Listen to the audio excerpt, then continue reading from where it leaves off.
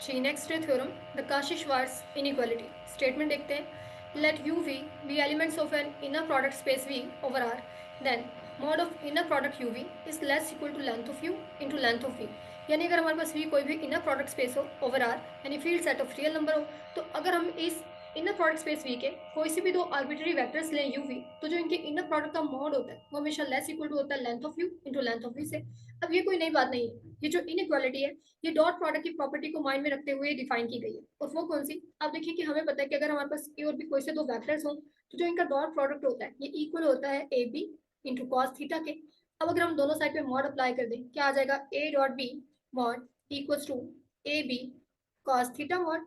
ये किसके इक्वल आ जाएगा, mod of A into mod of b cos theta mod. और जो कॉस थीटा मॉड होता है ये लेस इक्वल टू 1 होता है। हमारे पास क्या आ जाएगा, a dot b mod is less equal to mod of A into mod of b. अब अगर इस डॉट को हम रिप्लेस कर दें इनर प्रोडक्ट से, तो हमारे पास क्या आ जाएगा, inner product of A b, ठीक है, mod is less equal to, ये जो मॉड है ये नॉर्म में कन्वर्ट हो जाएगा, norm of A into norm of b. तो आप देख सकते हैं कि ये जो इनइक्वालिटी है ये बेसिकली यही है। ठीक है, अब हम आ जाते हैं इसके डिटेल प्रूफ की तरफ।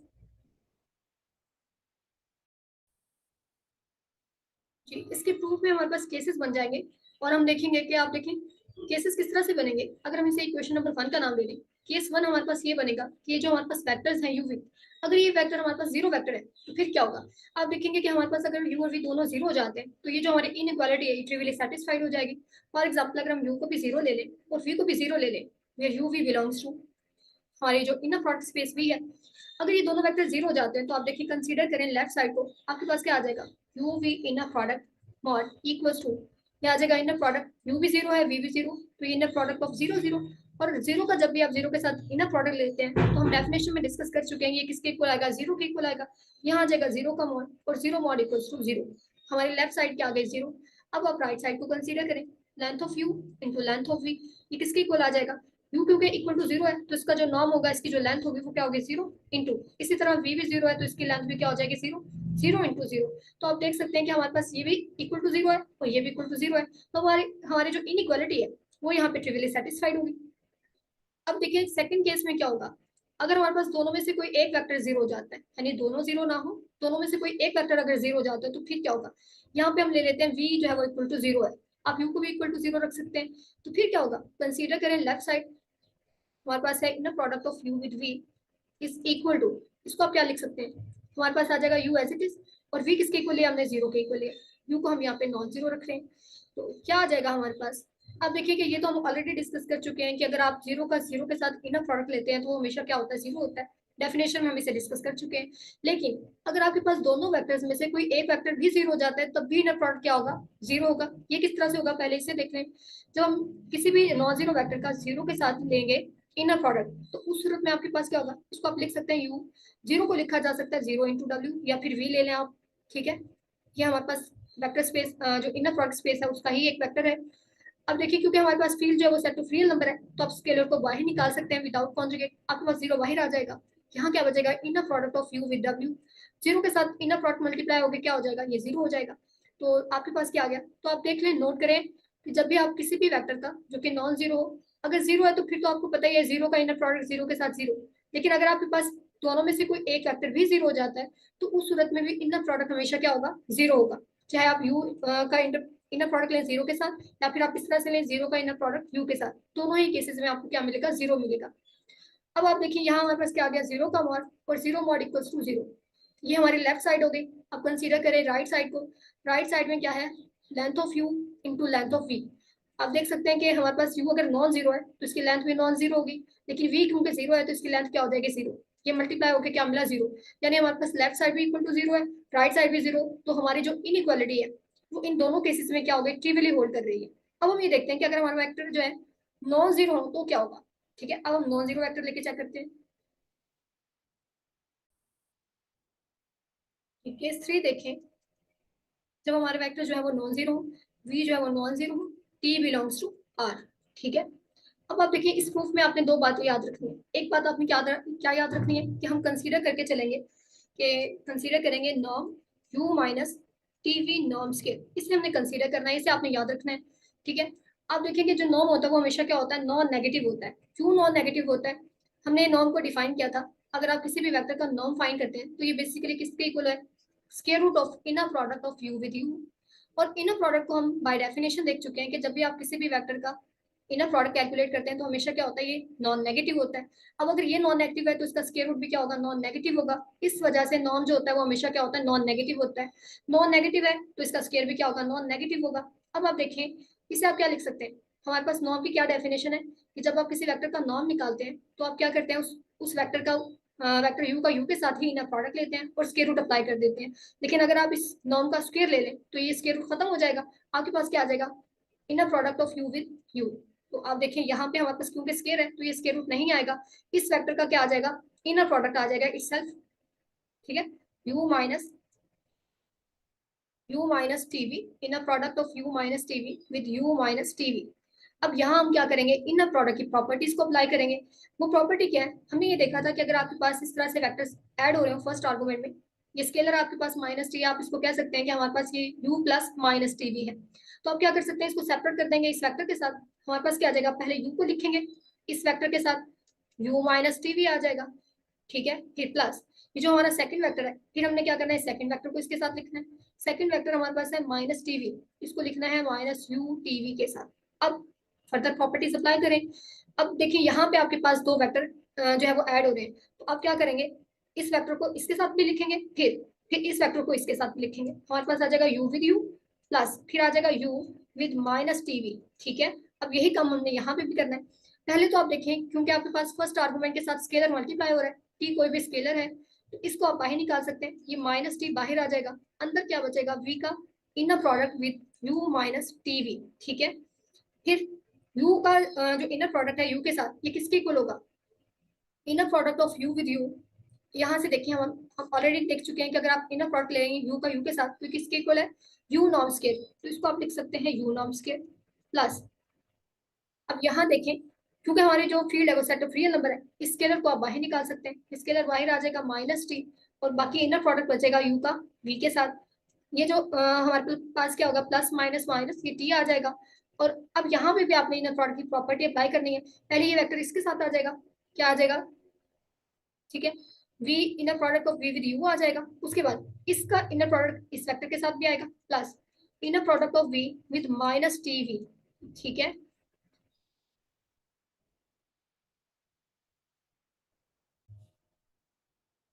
यहाँ देखिए आपके पास क्या बन गया, हमारे पास आ गया जीरो लेस इक्वल्स टू, यहाँ लेफ्ट राइट साइड पे आपके पास है यू नॉर्म स्क्वायर। ठीक है, तो क्या आ जाएगा minus t inner product of u with v minus T.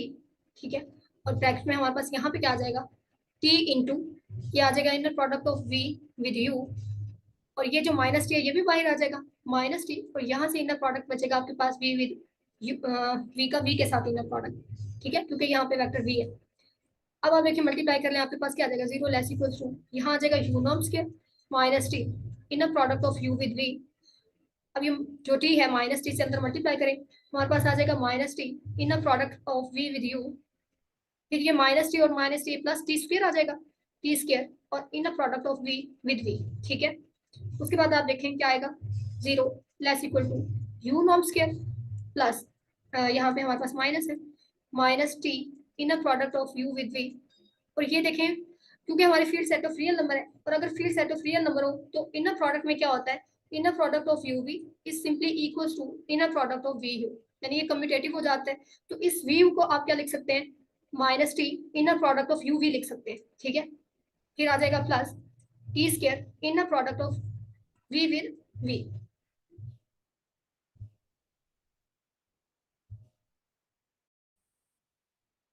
क्या बन गया, zero less equal to u norm square minus, आप देख सकते हैं minus t into u v inner product of u v, ये भी यही है तो दोनों टू टाइम हो जाएगा, minus two t inner product of u with v. और यहाँ से आपके पास क्या आ जाएगा, plus t square inner product of we with v को आप क्या लिख सकते हैं, वी नॉर्म स्क्वायर, ये हमारे पास आ जाएगा वी नॉर्म स्क्वायर। अब जो दूसरी चीज आपने याद रखनी है वो ये याद रखनी है कि आप यहाँ पे टी को पुट करेंगे, टी को आपने क्या पुट करना है, आप यहाँ पे टी को पुट करेंगे inner product of u v over v norm square. ठीक है, ये आपने यहाँ पे याद रखना है। एक तो आपने हम कंसीडर क्या करके चलेंगे ये याद रखना है, और दूसरा आपने टी को क्या क्या पुट करना है ये आपने यहाँ पे याद रखना है। ठीक है, अब पुट करते हैं, यहाँ पे आपके पास क्या आ जाएगा, जीरो लेस इक्वल टू, यहाँ पे हमारे पास है यू नॉर्म स्क्वायर -2, ठीक है। टी किसके इक्वल है, पुट कर दें, टी की वैल्यू आ जाएगी inner product of u with v over v norm square, और ये inner product as it is inner product of u with v plus, यहाँ देखिए अगर आपके पास टी स्क्वायर हो, ये एक रियल नंबर है, अगर इसका स्क्वायर हो तो आप इसको टी मॉड स्क्वायर लिख सकते हैं, टी मॉड स्क्वायर। तो फिर आप इसे लिख लें यहाँ पे, अगर आप इसको टी मॉड स्क्वायर लेके चलते हैं तो आप देखें टी किसके इक्वल है, टी इक्वल है आपके पास inner product of u v over v norm square. ये क्या आ जाएगा, inner product of u v, क्योंकि हमारे पास यहाँ पे मॉड का स्क्वायर है तो यहाँ आपके पास मॉड स्क्वायर आ जाएगा। और नीचे आप देखें स्क्वायर लेने की वजह से एक तो स्क्वायर पहले था और दोबारा स्क्वायर लेंगे तो पावर 4 हो जाएगी नीचे, ठीक है। और ये v norm square as it is आ जाएगा। अब आप देखिए कैंसिल क्या होगा यहाँ पे, 0 लेस इक्वल टू, ये आ जाएगा यू नॉर्म स्क्वायर -2, यहाँ आपके पास आएगा inner product u v into inner product u v scalar आ जाएगा। और ये भी क्योंकि एक स्केलर है तो अगर आपके पास कोई भी स्केलर हो, यानी कोई भी रियल नंबर हो, क्योंकि फील्ड हमारी सेट ऑफ रियल नंबर है, अगर आपके पास ए स्केयर हो तो इसे आप ए मॉड स्केयर लिख सकते हैं। तो इस स्केयर को भी हम लिख लेंगे inner product of u v mod square over u norm square, ठीक है। और यहाँ आपके पास क्या आ गया, आप देखिए ये पावर स्केयर यहाँ से कैंसिल होकर नीचे पावर 2 बचेगी, हमारे पास आ जाएगा inner product of u with v mod square over inner product sorry over v norm square. तो आप देख सकते हैं कि हमारे पास ये दोनों वैल्यू सेम है, यहाँ पे -2 है, यहाँ पे +1, तो एक माइनस हो जाएगी और एक बचेगी आपके पास, ठीक है। तो यहाँ से हमारे पास क्या आ जाएगा, 0 लेस इक्वल्स टू, यहाँ पे मौजूद है यू नॉर्म स्केयर और यहाँ माइनस होके बाकी क्या बचा, minus inner product of u with v mod square over v norm square, ठीक है। उसके बाद आप देखें ये क्या आ जाएगा, एलसीएम ले लें, हमारे पास आ जाएगा ये मल्टीप्लाई हो जाएगा, या फिर आप कह सकते हैं दोनों साइड पे हम वी नॉर्म से मल्टीप्लाई कर दें, तो यहाँ आ जाएगा u norm square into v norm square, और यहाँ से ये जो वी नॉर्म स्क्वायर है कैंसिल हो जाएगा, बाकी यहाँ पे बचेगा inner product of u with v mod square, ठीक है। अब इस माइनस को उठा के साइड पे ले तो आपके पास क्या आ जाएगा, ये आ जाएगा inner product of u with v mod square is less equal to u norm square v norm square. अब दोनों साइड पे क्या करें, स्क्वायर रूट अप्लाई कर दें, जब आप स्क्वायर रूट लेंगे तो यहाँ से स्क्वायर खत्म हो जाएगा, ये आ जाएगा inner product of u with v mod is less equal to, यहाँ पे आ जाएगा norm of u into norm of v, ठीक है। और क्योंकि आप देखें कि ये हमारे पास लेंथ है और लेंथ आपके पास हमेशा क्या होती है, नॉन नेगेटिव होती है, इसलिए स्क्वायर रूट लेने से भी आपके पास यहाँ पे पॉजिटिव साइन ही आएगा, ठीक है। तो देखिए हमने इनइक्वालिटी जो है वो हमारी प्रूव हो चुकी है कि जब भी आपके पास कोई भी इनर प्रोडक्ट स्पेस हो ओवर आर और आप इसके कोई से भी दो आर्बिट्री वेक्टर्स लें यूवी, तो जो इनके इनर प्रोडक्ट का मॉड होगा वो हमेशा क्या होगा, लेस इक्वल टू होगा length of u into length of v, यानी दोनों वेक्टर की जो लेंथ होगी उनके प्रोडक्ट से हमेशा लेस इक्वल रहेगा, ठीक है। नेक्स्ट देखते हैं, याद रखिएगा बड़ी इंपॉर्टेंट इनइक्वालिटी है ये, ठीक है, इसे हमने आगे जाके यूज भी करना है। नेक्स्ट है theorem, the norm in an inner product space V satisfies the following axioms for all UV belongs to V and K belongs to R. Norm of V is always greater equal to 0 and norm of V equal to 0 if and only if V equal to 0. तो हम पहले first जो property है इसे हम prove कर लेते हैं। प्रॉपर्टी क्या है कि जब भी आप किसी भी वेक्टर का, अगर आपके पास भी कोई भी इनर प्रोडक्ट स्पेस हो, अगर आप इसके किसी भी वेक्टर का नॉर्म फाइंड करते हैं यानी इसकी लेंथ फाइंड करते हैं, तो ये हमेशा क्या होगी, नॉन नेगेटिव होगी। और इक्वल टू 0 कब होगी, जब वो वेक्टर इटसेल्फ 0 जिसकी आप लेंथ फाइंड करना चाह रहे हैं। तो इसे हम प्रूव कर लेते हैं। अब देखिए हमने डिस्कस किया था कि अगर आपके पास भी कोई भी वेक्टर हो, अगर आप इसकी लेंथ फाइंड करना चाहते हैं तो किसके इक्वल होगी, square root of inner product of we with v, ठीक है। अब देखिए कि हमारे पास ये जो वी है ऑलरेडी हम डिस्कस कर चुके हैं कि अगर आप किसी भी वेक्टर v का इनर प्रोडक्ट कैलकुलेट करते हैं v के साथ ही, तो ये हमेशा क्या होता है, नॉन नेगेटिव होता है। अगर ये नॉन नेगेटिव है तो इसका स्क्वायर रूट भी क्या होगा, नॉन नेगेटिव होगा। तो ये हमारे पास क्या आ गया, नॉन नेगेटिव आ गया। इसका मतलब ये है कि हमारे पास किसी भी वेक्टर की अगर आप लेंथ फाइंड करते हैं तो वो हमेशा क्या होगी, नॉन नेगेटिव होगी। पहली बात तो हो चुकी। अब सेकंड देखें कि नॉर्म इक्वल टू 0 कब होगा, जब वो वेक्टर इटसेल्फ क्या हो जाए, 0 हो जाए। इसे देखें, हम कंसीडर कर लेते हैं कि नॉर्म इक्वल टू 0 है, तो आप देखिए नॉर्म किसके इक्वल है, ये इक्वल है square root of inner product of v with v। अगर नॉर्म 0 है तो ये 0 कब होगा, इफ एंड ओनली इफ ये जो इसकी वैल्यू है ये क्या हो जाए, 0 हो जाए। Inner product of v with v ये क्या हो, ये 0 हो जाए।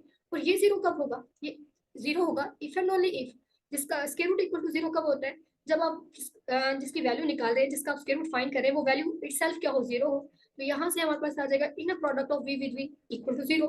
और ये हम ऑलरेडी डिस्कस कर चुके हैं कि अगर आपके पास इनर प्रोडक्ट हो v का v के साथ, तो ये इक्वल टू 0 कब होता है, इफ एंड ओनली इफ अगर ये वेक्टर इटसेल्फ क्या हो जाए, 0 हो जाए।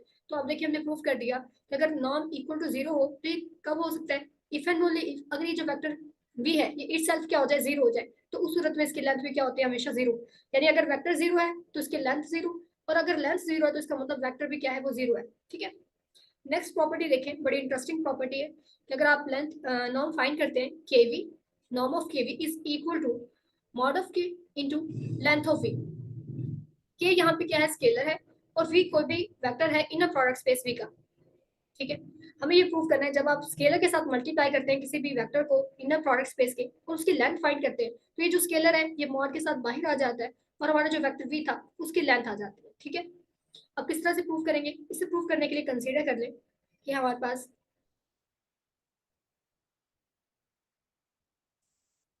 फॉर्मूला, हमारे पास क्या है कि लेंथ ऑफ वी इक्वल होगा square root of inner product of we with v. अब हमने लेंथ फाइंड करनी है के वी की, तो इसका मतलब है कि हम यही फॉर्मूला यूज करेंगे। आपके पास क्या आ जाएगा, अपनी आसानी के लिए, कैलकुलेशन को आसान करने के लिए हम क्या करते हैं, हम लेंथ को स्केयर के साथ जो है वो कंसीडर कर लेते हैं ताकि ये स्केयर रूट खत्म हो जाए। बाद में हम क्या करते हैं, स्केयर को खत्म करने के लिए फिर से स्केयर रूट ले लेते हैं, तो कोई मसला नहीं है ताकि हमारी कैलकुलेशन जरा इजी हो जाए। तो हम यहाँ कंसीडर करेंगे लेंथ ऑफ के वी, इसके स्क्वायर को कंसीडर करेंगे। जब हम स्केयर को कंसीडर करेंगे तो आपको पता है ये स्केयर रूट नहीं आएगा, यहाँ आ जाएगा इनर प्रोडक्ट किसका, जिस भी वेक्टर की आप लेंथ फाइंड कर रहे हैं उसी का आपने इनर प्रोडक्ट लेना होता है। ठीक है, वी की लेंथ फाइंड की थी तो वी का इनर प्रोडक्ट लिया वी के साथ, या हम केवी की लेंथ फाइंड कर रहे हैं तो केवी का इनर प्रोडक्ट आ जाएगा केवी के साथ। ठीक है, अब इनर प्रोडक्ट की प्रॉपर्टीज अप्लाई करें। हमने प्रॉपर्टी डिस्कस की थी इनर प्रोडक्ट की कि अगर आपके पास फर्स्ट आर्गुमेंट में इस तरह से कोई स्केलर वेक्टर के साथ मल्टीप्लाई हो रहा है तो आप इसे बाहर निकाल सकते हैं, ये बाहर आ जाएगा, अंदर बचेगा v inner product of we with k v. अब आप देखिए क्योंकि हमें गिवन है कि हमारे जो फील्ड है वो सेट ऑफ रियल नंबर है, अगर सेट ऑफ रियल नंबर है तो ये जो सेकंड आर्गुमेंट के साथ स्केलर आ रहा है इसे भी आप बाहर निकाल सकते हैं विदाउट कॉन्जुगेट। अगर ये कॉम्प्लेक्स फील्ड होती तो ये स्केलर जब बाहर आता तो विद कॉन्जुगेट आता। ठीक है, ये आ जाएगा के इंटू के, और अंदर क्या बचेगा, वी का इनर प्रोडक्ट वी के साथ। ठीक है, अब ये हमारे पास आ गया के स्क्वेयर,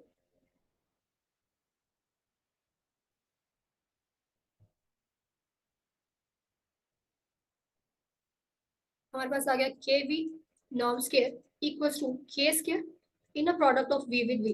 अब इस के स्केयर को हम लिख सकते हैं के मॉड स्केयर, और ये जो इनर प्रोडक्ट है वी का वी के साथ ये क्या है, ये वी नॉर्म स्केयर है। आप देख सकते हैं कि अगर आप इनर प्रोडक्ट की वैल्यू यहाँ से निकालना चाहते हैं तो आप स्केयर अप्लाई करेंगे, स्केयर खत्म हो जाएगा, यहाँ स्केयर आ जाएगा, इस वजह से ये equal to v norm square आ गया।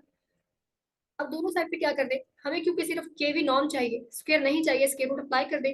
जब आप स्क्वायर रूट अप्लाई करेंगे यहाँ से स्क्वायर खत्म हो जाएगा, के वी इक्वल्स टू यहाँ आ जाएगा मॉड ऑफ के इंटू नॉर्म ऑफ वी। ठीक है, और क्योंकि हमारे पास यहाँ पे लेंथ है, ये नॉर्म नॉन नेगेटिव होती है, इस वजह से आपके पास यहाँ पे स्क्वायर रूट लेने से भी नेगेटिव साइन नहीं आएगा, पॉजिटिव नॉन नेगेटिव रहेंगे ये। ठीक है, लास्ट प्रॉपर्टी देखते हैं। लास्ट हमारे पास प्रॉपर्टी है कि अगर आपके पास u और v कोई से भी दो आर्बिट्ररी वेक्टर हो इन प्रोडक्ट स्पेस के, तो जब आप इनके सम का नॉर्म निकालते हैं u प्लस v नॉर्म निकालेंगे तो ये हमेशा लेस इक्वल होगा length of u plus length of v, या फिर norm of u plus norm of v, आप इसको कह सकते हैं लेस इक्वल्स टू। ठीक है, चलिए जिसे प्रूव कर लेते हैं। इस प्रॉपर्टी को हम कहते हैं ट्राइंगुलर इनइक्वालिटी, ट्राइंगुलर इनइक्वालिटी। ठीक है, चलें जी कंसीडर कर ले लेफ्ट साइड को। अब यहाँ पे भी हम क्या करेंगे ताकि हमारी कैलकुलेशन जरा इजी हो जाए, हम यहाँ पे नॉर्म स्केयर कंसीडर करेंगे। जब आप नॉर्म स्केयर कंसीडर करेंगे तो अकॉर्डिंग टू डेफिनेशन क्या आ जाएगा आपके पास, u प्लस वी का inner product u plus v के साथ, यहाँ आपके पास क्या आएगा, इनर प्रोडक्ट की डेफिनेशन अप्लाई करें। हम डिस्कस कर चुके हैं कि अगर आपके पास फर्स्ट आर्गुमेंट में दो वेक्टर सम हो रहे हैं इस तरह से, तो ये सेपरेट हो जाएंगे इस थर्ड वेक्टर के साथ विद सम। फर्स्ट वेक्टर इसके साथ आएगा पहले u into u plus v, फिर प्लस ये जो सेकंड वेक्टर है ये भी इसके साथ आ जाएगा v का inner product u plus v के साथ। अब सेकंड आर्गुमेंट में इसे अप्लाई कर दें। जब आप सेकंड आर्गुमेंट में अप्लाई करेंगे तो ये वेक्टर पहले इसके साथ लिखा जाएगा u plus you inner product of u with u, फिर प्लस फिर यही वेक्टर इसके साथ भी लिखा जाएगा u inner product of u with v। अब यहाँ पे भी यही होगा, v का इनर प्रोडक्ट आ जाएगा u के साथ भी, और v का इनर प्रोडक्ट आ जाएगा v के साथ भी। अब यहाँ पे देखें ये क्या आ जाएगा, ये u नॉट स्क्वायर हो जाएगा, और यहाँ देखें inner product of u v। अब ये क्या है, इनर प्रोडक्ट ऑफ v, क्योंकि हमारी जो फील्ड है वो सेट ऑफ रियल नंबर है। अगर field set of real number हो तो हम ऑलरेडी डिस्कस कर चुके हैं कि inner product of u v is same as inner product of v u. ठीक है, तो आप inner product of v u को क्या लिख सकते हैं, inner product of u v plus, और inner product of we with v ये क्या हो जाएगा, वी नॉर्म स्क्वायर।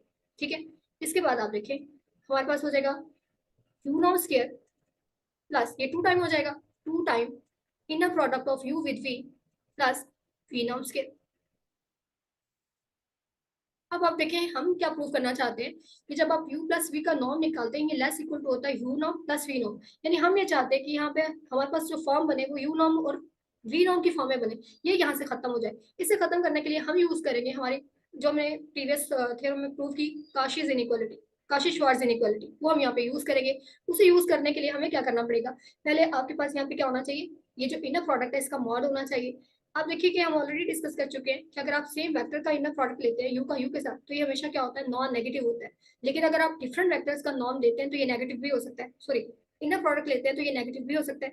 तो अगर मैं यहाँ पे मॉड लगाऊंगी तो इसका मतलब होगा कि ये जो साइड है ये क्या हो जाएगी, लेस इक्वल हो जाएगी। अगर मैं इसके साथ मॉड लगा दूं यहाँ पे u norm square plus 2 mod of u v plus v norm square. ठीक है, दोबारा देख लें मैंने क्या किया है, इस ये जो इनर प्रोडक्ट था इस पे मैंने मॉड को अप्लाई कर दिया है। तो जब मैं मॉड को अप्लाई करूंगी तो ये जो मेरी साइड थी ये लेस इक्वल हो जाएगी इससे। ठीक है, अब यहाँ जब मॉड आ चुका है तो हम अपनी काशी श्वार्ट्ज इनइक्वालिटी यहाँ पे अप्लाई कर सकते हैं। क्या आ जाएगा हमारे पास u प्लस सॉरी यहाँ u norm square plus Cauchy Schwarz inequality क्या थी कि अगर आपके पास भी कोई भी इनर प्रोडक्ट स्पेस हो ओवर आर और u और v इसके कोई से दो आर्बिट्ररी वेक्टर्स हो तो जब आप इनके इनर प्रोडक्ट का मॉड लेते हैं तो ये हमेशा क्या होता है, लेस इक्वल टू होता है दोनों वेक्टर्स की लेंथ के प्रोडक्ट। ठीक है, तो ये आ जाएगा। यहाँ पे हमारे पास क्या आ गया, 2 × जो mod of inner product u v है ये लेस इक्वल है लेंथ ऑफ यू से और लेंथ ऑफ वी से, तो ये आ जाएगा प्लस वी नॉर्म स्क्वायर आ जाएगा। अब आप देख सकते हैं यहाँ पे हमारे स्क्वायर का फॉर्मूला कंप्लीट हो चुका है। क्या आ गया आपके पास, ये आ गया u norm square sorry u norm plus v norm, इनका ये स्क्वायर कंप्लीट हो गया। और राइट साइड पे सॉरी लेफ्ट साइड पे आपके पास क्या पड़ा था, हम कंसीडर करके चल रहे थे u plus v norm square को, हमने इसे कंसीडर किया तो ये लेस इक्वल आ गया हमारे पास u norm plus v norm whole square के। अब हमें क्योंकि स्क्वायर नहीं चाहिए, दोनों साइड पे स्क्वायर रूट अप्लाई कर दें। जब आप स्क्वायर रूट अप्लाई करेंगे आपके पास स्क्वायर खत्म हो जाएगा और हमारे पास इनइक्वालिटी जो है वो आ जाएगी u plus v norm is less equal to u norm plus v norm, जिसे हमने ट्रायंगुलर इनइक्वालिटी का नाम दिया है। ठीक है, स्क्वायर रूट लेने से ये दोनों स्क्वायर खत्म हो गए, हमारे पास आ गया u plus v norm is less equal to u norm plus v norm. ठीक है, नेक्स्ट देखते हैं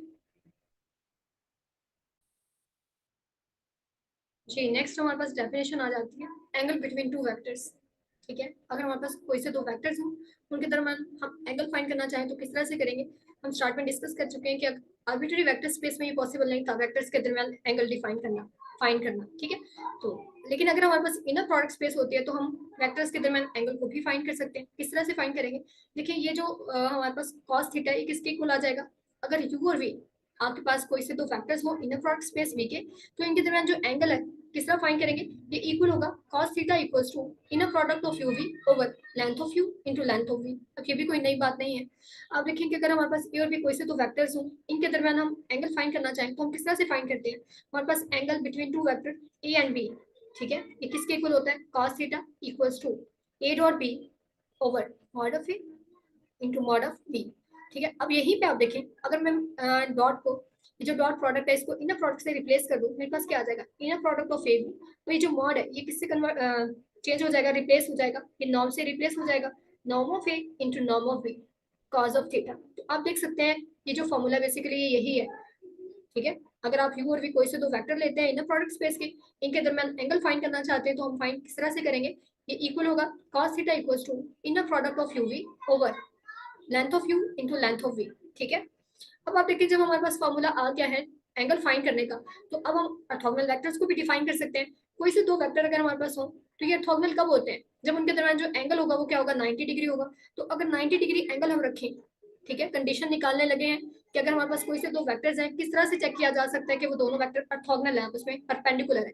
तो आपको पता है जब भी वेक्टर परपेंडिकुलर होते हैं उनके दरमियान जो एंगल होता है वो 90 डिग्री होता है। तो अगर मैं यहाँ पे एंगल 90 डिग्री रखूँ तो क्या आ जाएगा, cos 90 डिग्री इक्वल्स टू बाकी as it is inner product of u v over norm of u into norm of v. ठीक है, ये क्या हो जाएगा, 0 equals to inner product of u v over length of u into length of we.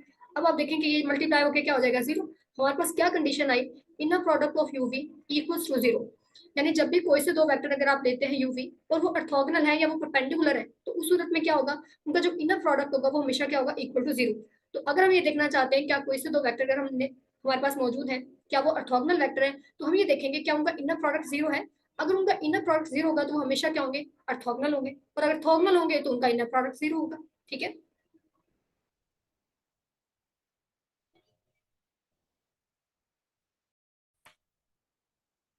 Ji. Next आप याद रखिएगा कि ये जो रिलेशन है ऑर्थोगोनैलिटी का, ये एक सिमेट्रिक रिलेशन है, यानी अगर यू ऑर्थोगोनल है वी के तो वी भी ऑर्थोगोनल होगा यू के, क्योंकि अगर यू और वी के दरमियान एंगल 90 है तो फिर वी और यू के दरमियान भी तो एंगल 90 होगा। तो यू अगर ऑर्थोगोनल है वी के तो इसका मतलब वी भी ऑर्थोगोनल होगा यू के। आप ये भी कह सकते हैं कि अगर inner product u v equal to zero है तो इसका मतलब फिर inner product v u v क्या होगा, इक्वल टू जीरो। ये जो ऑर्थोगोनैलिटी रिलेशन है ये एक सिमेट्रिक रिलेशन है, अगर यू ऑर्थोगोनल टू वी है तो फिर वी भी ऑर्थोगोनल टू यू होगा। ठीक है। दूसरी बात, अगर आपके पास दो ऑर्थोगोनल वेक्टर हैं, आप इनको रिप्रेजेंट करना चाहते हैं तो आप किस तरह से शो करेंगे, वेक्टर यू और वी ऑर्थोगोनल होंगे, इसको हम इस तरह से लिखेंगे यू ऑर्थोगोनल टू वी। ठीक है, ये परपेंडिकुलर का साइन डाल देंगे और इसे किस तरह से पढ़ेंगे, u is perpendicular to v और वी इज और u is orthogonal to v. ठीक है। एक और बात याद रखिएगा, हम ऑलरेडी डिस्कस कर चुके हैं कि अगर आपके पास यू और वी कोई से दो वेक्टर हो, अगर दोनों में से कोई एक वेक्टर भी जीरो हो जाता है तो उसका जो इनर प्रोडक्ट होता है वो हमेशा क्या होता है, इक्वल टू जीरो होता है। इसका मतलब ये हुआ कि अगर आपके पास जीरो वेक्टर हो तो ये हर वेक्टर के साथ क्या होता है, ऑर्थोगोनल होता है। जीरो वेक्टर इज परपेंडिकुलर और ऑर्थोगोनल टू एवरी वेक्टर। ठीक है। नेक्स्ट एक और बात याद रखेंगे, वो बात क्या है कि जो हमारे पास जीरो वेक्टर होता है ये ऐसा एक वाहिद वेक्टर है जो अपने आप के साथ क्या होता है, ऑर्थोगोनल होता है। Zero vector is the only vector which is orthogonal to itself.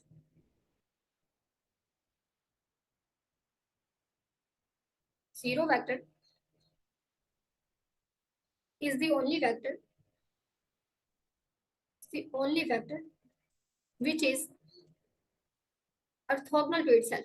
सिर्फ यही एक वेक्टर ऐसा है जो अपने आप के साथ क्या है, ऑर्थोगोनल है, which is orthogonal to itself. अब ये देखना भी कोई मुश्किल काम नहीं है, इसे हम जो है वो प्रूव कर सकते हैं किस तरह से। देखिए अगर ऑर्थोगोनल वेक्टर की डेफिनेशन क्या है, कोई से दो वेक्टर अगर हमारे पास हो यू और वी, ये ऑर्थोगोनल होंगे अगर इनका इनर प्रोडक्ट क्या हो आपके पास, इक्वल टू जीरो हो। अब अगर हम दोनों वेक्टर को सेम रखें तो आपके पास क्या आ जाएगा, inner product of u with you, यानी हम देखना चाहते हैं कि इटसेल्फ वेक्टर को इटसेल्फ के साथ हम चेक करना चाहते हैं कि वो ऑर्थोगोनल है या नहीं। तो आप देखेंगे जब हम इटसेल्फ के साथ चेक करेंगे ऑर्थोगोनल के रिलेशन को, सिर्फ और सिर्फ जीरो वेक्टर ही ऐसा हमें मिलेगा जो क्या है, ऑर्थोगोनल टू इटसेल्फ है। चेक करें जरा, inner product of u with u equal to zero हमने रख लिया, यहाँ से हमारे पास क्या आ जाएगा, ये हमें इम्प्लाइज करेगा inner product of u with u equal होता है u norm square equal to zero. और हम अगर u norm square equal to zero है इसका मतलब आपके पास यू नॉर्म जीरो है। और नॉर्म जीरो कब होता है, इफ एंड ओनली इफ वो वेक्टर जीरो हो जिसका आप नॉर्म ले रहे हैं। तो आप देखिए ये प्रूव हो गया कि हमारे पास सिर्फ और सिर्फ जीरो वेक्टर ही ऐसा है जो क्या है, ऑर्थोगोनल टू इटसेल्फ है। चलिए जी नेक्स्ट देखते हैं।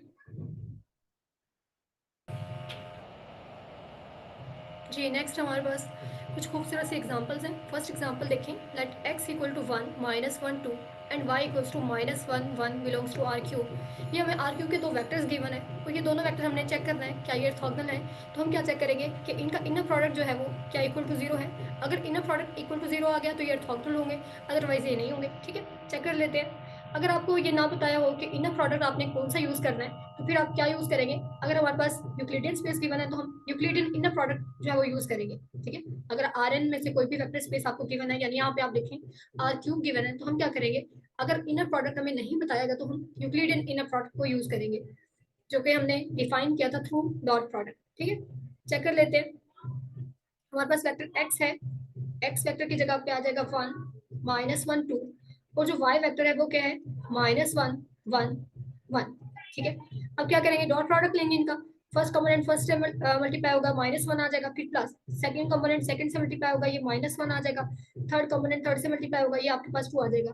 क्या आया, -1 प्लस 2 -1 और -1 -2 प्लस 2 इक्वल टू क्या आ गया, 0। तो आप देख सकते हैं कि इन दोनों वेक्टर्स का जो इनर प्रोडक्ट है इक्वल टू 0 आ गया, इसलिए ये क्या है, ऑर्थोगोनल वेक्टर्स है। नेक्स्ट देखिए, नेक्स्ट हमारे पास है कि अगर if u is orthogonal to v then every scalar multiple of u is also orthogonal to v। तो ये बड़ा इंटरेस्टिंग है, हमें गिवन है कि u जो है वो ऑर्थोगोनल है v के। अगर u और v ऑर्थोगोनल है तो इसका मतलब इनका जो इनर प्रोडक्ट होगा वो क्या होगा, 0। अब हमें ये देखना है कि अगर u ऑर्थोगोनल हो v के तो u का अगर आप कोई स्केलर मल्टीपल भी ले लेते हैं तो तब भी वो क्या होगा, v के साथ ऑर्थोगोनल होगा। यानी अगर आप u ऑर्थोगोनल है v के तो 5u भी ऑर्थोगोनल होगा v के। अगर आप 10u ले लेते हैं वो भी ऑर्थोगोनल होगा, यानी कोई भी स्केलर मल्टीपल अगर आप u का लेते हैं तो वो भी क्या होगा, v के साथ ऑर्थोगोनल होगा। तो ये बड़ा इजीली प्रूव किया जा सकता है। किस तरह से प्रूव करेंगे, स्केलर मल्टीपल ले लेते हैं हम u का, के यू ठीक है, के कोई भी स्केलर है जो कि फील्ड होगा यहाँ पे, और फिर हमारे पास कौन सी होगी, सेट ऑफ रियल नंबर या फिर सेट ऑफ कॉम्प्लेक्स नंबर। आपके पास आ जाएगा इनर प्रोडक्ट निकालें इस स्केलर मल्टीपल ऑफ यू का वी के साथ, क्या आ जाएगा। आपको बताइए इनर प्रोडक्ट की प्रॉपर्टी है, ये जो स्केलर है बाहर आ जाएगा, स्केलर बाहर आ गया, अंदर क्या बचा, inner product of u v. ये हमें ऑलरेडी गिवन है कि यू जो है वो ऑर्थोगोनल है वी के, यानी यू और वी का इनर प्रोडक्ट क्या है, जीरो। तो यहाँ पे यूज करें, आपके पास आ जाएगा k into zero which is equal to zero. तो प्रूव हो गया कि अगर आपके पास यू ऑर्थोगोनल हो वी के, तो इसका कोई स्केलर मल्टीपल भी अगर आप लेते हैं तो वो भी हमेशा वी के क्या होगा, ऑर्थोगोनल होगा। ठीक है, नेक्स्ट देखते हैं, नेक्स्ट एग्जांपल है, find a unit vector orthogonal to both 1 1 2 and 0 1 3 in R cube. हमें आर क्यूब के दो वेक्टर्स गिवन है, हमें एक ऐसा वेक्टर फाइंड करना है, ऐसा यूनिट वेक्टर फाइंड करेंगे जो इन दोनों वेक्टर पे क्या हो, ऑर्थोगोनल हो। ठीक है, अब देखें किस तरह से फाइंड करेंगे। लेट कर लेते हैं कि जो वेक्टर ऑर्थोगोनल है आर क्यूब का इन दोनों वेक्टर के साथ, वो क्या है, एक्स वाई जी। ठीक है, लेट कर लेते हैं ये ऑर्थोगोनल है, is orthogonal to, is orthogonal to 1 1 2 and 0 1 3, इन दोनों पे ऑर्थोगोनल है। अगर ये इन दोनों पे ऑर्थोगोनल है,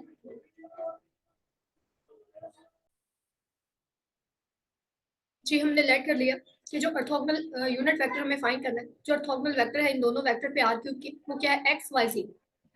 पहले हम वेक्टर फाइंड करेंगे, जब वेक्टर हम फाइंड कर लेंगे तो फिर हम उसे यूनिट वेक्टर बना लेंगे। आपको पता है किस तरह से हम वेक्टर बनाएंगे, यूनिट वेक्टर, इस वेक्टर को इसके लेंथ पे डिवाइड कर देंगे। ठीक है, अब देखिए कि अगर ये वेक्टर जो है वो इन दोनों वेक्टर पे ऑर्थोगोनल है, इसका मतलब क्या होगा कि जब हम इनर प्रोडक्ट फाइंड करेंगे इस वेक्टर का इन दोनों वेक्टर के साथ, वो क्या होगा, इक्वल टू जीरो होगा। चले जी, यहाँ से हमारे पास दो इक्वेशंस बन जाएंगे। Inner product of x y z, इसका इस वेक्टर के साथ जो इनर प्रोडक्ट होगा 1 1 2 के साथ, ये क्या होगा, इक्वल टू जीरो होगा। ठीक है, और दूसरा हमारे पास क्या होगा कि जब हम इसका इनर प्रोडक्ट निकालेंगे दूसरे वेक्टर के साथ, क्योंकि ये इसके साथ भी ऑर्थोगोनल है, तो ये भी क्या होगा, इक्वल टू जीरो होगा। अब आप देखिए क्योंकि इनर प्रोडक्ट हमें यहाँ पे नहीं बताया गया, तो हम यूक्लिडियन इनर प्रोडक्ट को यूज करेंगे। आपके पास क्या आ जाएगा, यहाँ डॉट प्रोडक्ट लेंगे, एक्स का एक्स को मल्टीप्लाई करेंगे वन के साथ, आपके पास क्या आ जाएगा, एक्स आ जाएगा। वाई को मल्टीप्लाई करेंगे वन के साथ, ये वाई आ जाएगा। और जी को मल्टीप्लाई करेंगे टू के साथ, ये टू जी आ जाएगा। X plus y plus two z equal to क्या आ जाएगा, जीरो। ये हमारे पास फर्स्ट इक्वेशन आ गई। यहाँ से देखें, जब आप x को मल्टीप्लाई करेंगे जीरो, ये जीरो हो जाएगा, प्लस y को 1 से मल्टीप्लाई करेंगे ये y आ जाएगा, और z को मल्टीप्लाई करेंगे 3 से, तो ये 3z आ जाएगा, इक्वल टू जीरो। अब देखेंगे यहाँ से हम क्या निकाल सकते हैं, अगर मैं y को रखूँ, y की वैल्यू निकालूं, तो क्या आएगी, -3z आ जाएगी। अभी जो y की वैल्यू आई है, इसे क्वेश्चन नंबर 1 में रखते हैं, तो क्वेश्चन नंबर 1 क्या बन जाएगी, x प्लस y की जगह पे क्या आ जाएगा, -3z plus 2z equal to क्या है, जीरो। तो यहाँ से आ गया x minus G equal to zero, यानी x की वैल्यू क्या आई, z। ये जो हमारा वेक्टर था एक्स वाई जी, तो ये क्या बन गया, X Y G equals to क्या आ जाएगा, एक्स की वैल्यू क्या है हमारे पास जी, वाई की वैल्यू क्या थी, -3z, और जी एज इट इज। आप देख सकते हैं यहाँ से हम जी को बाहर निकाल सकते हैं, जी आ जाएगा बाहर, अंदर क्या बचा, 1 -3, और ये आपके पास 1 आ गया। यानी हमारा ये जो वेक्टर है 1 -3 1, जी तो कोई भी स्केलर है, ये जो वेक्टर है ये इन दोनों वेक्टर पे क्या होगा, परपेंडिकुलर होगा। ठीक है, आप चेक भी कर सकते हैं, चेक करना चाहें तो चेक कर लेते हैं। हमारे पास आया वेक्टर 1 -3 1, ये हमारे पास वेक्टर आया है, और ये वेक्टर इन दोनों पे परपेंडिकुलर है। चेक करें जरा, पहले आप इसको इसके साथ चेक कर ले, इनर प्रोडक्ट लेके 1 1 2, इसके साथ इनर प्रोडक्ट लेंगे, जो बेसिकली हमारे पास यहाँ पे किसके इक्वल है, डॉट प्रोडक्ट की। आपके पास क्या आ जाएगा, 1 को 1 से मल्टीप्लाई किया 1, -3 को 1 से करेंगे तो -3, प्लस 1 को करेंगे 2 से, ये +2 आ गया, +2 +1 ये +3 -3 क्या हो गया, जीरो। तो इन दोनों का इनर प्रोडक्ट जीरो है, तो इसका मतलब ये वेक्टर परपेंडिकुलर है इस वेक्टर पे। इसी तरह आप इसके साथ भी चेक करेंगे, आपके पास इनर प्रोडक्ट क्या आएगा, जीरो आ जाएगा।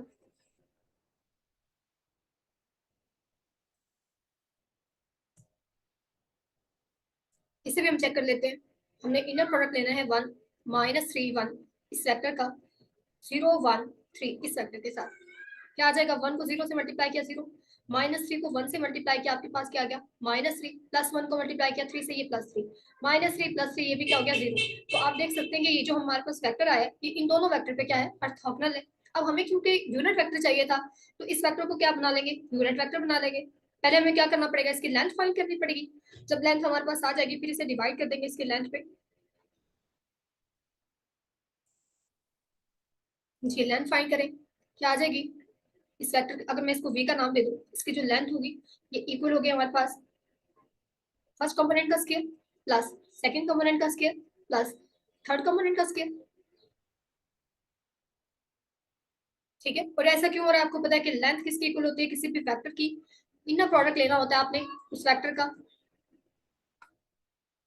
अगर आप v की लेंथ फाइंड कर रहे हैं तो v का इनर प्रोडक्ट v के साथ लेंगे और आप क्या अप्लाई करेंगे? स्क्वायर रूट अप्लाई करेंगे। तो जब आप इनर प्रोडक्ट की बात कर रहे हैं आर क्यूब के अंदर, तो वो डॉट प्रोडक्ट है, इस वजह से यहाँ पे हमारे पास क्या आ गया? 1 स्क्वायर प्लस माइनस 3 स्क्वायर। जब आप सेम वेक्टर का निकालेंगे तो ये स्क्वायर में चेंज हो जाएंगे, तो ये आ गया आपके पास। ठीक है, तो हमारे पास क्या आया? 1 स्क्वायर 1 माइनस 3 स्क्वायर 9 और 1 स्क्वायर आपके पास क्या आ गया? 1, यानी आपके पास आया स्क्वायर रूट 11।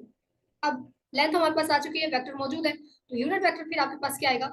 वेक्टर ओवर इस लेंथ, वेक्टर क्या था? 1 माइनस 3 1 ओवर लेंथ क्या है? Square root 11। जब आप डिवाइड करेंगे तो हमारे पास यूनिट वेक्टर क्या आएगा? 1 को डिवाइड करेंगे 1 ओवर स्क्वायर रूट 11। हर एक कंपोनेंट को आपने डिवाइड करना है, स्क्वायर रूट 11 से ही आ जाएगा स्क्वायर रूट 11, और फिर आ जाएगा 1 ओवर स्क्वायर रूट 11। तो ये हमारे पास यूनिट वेक्टर आ गया which is orthogonal to 1 1 2 and 0 1 3। ठीक है,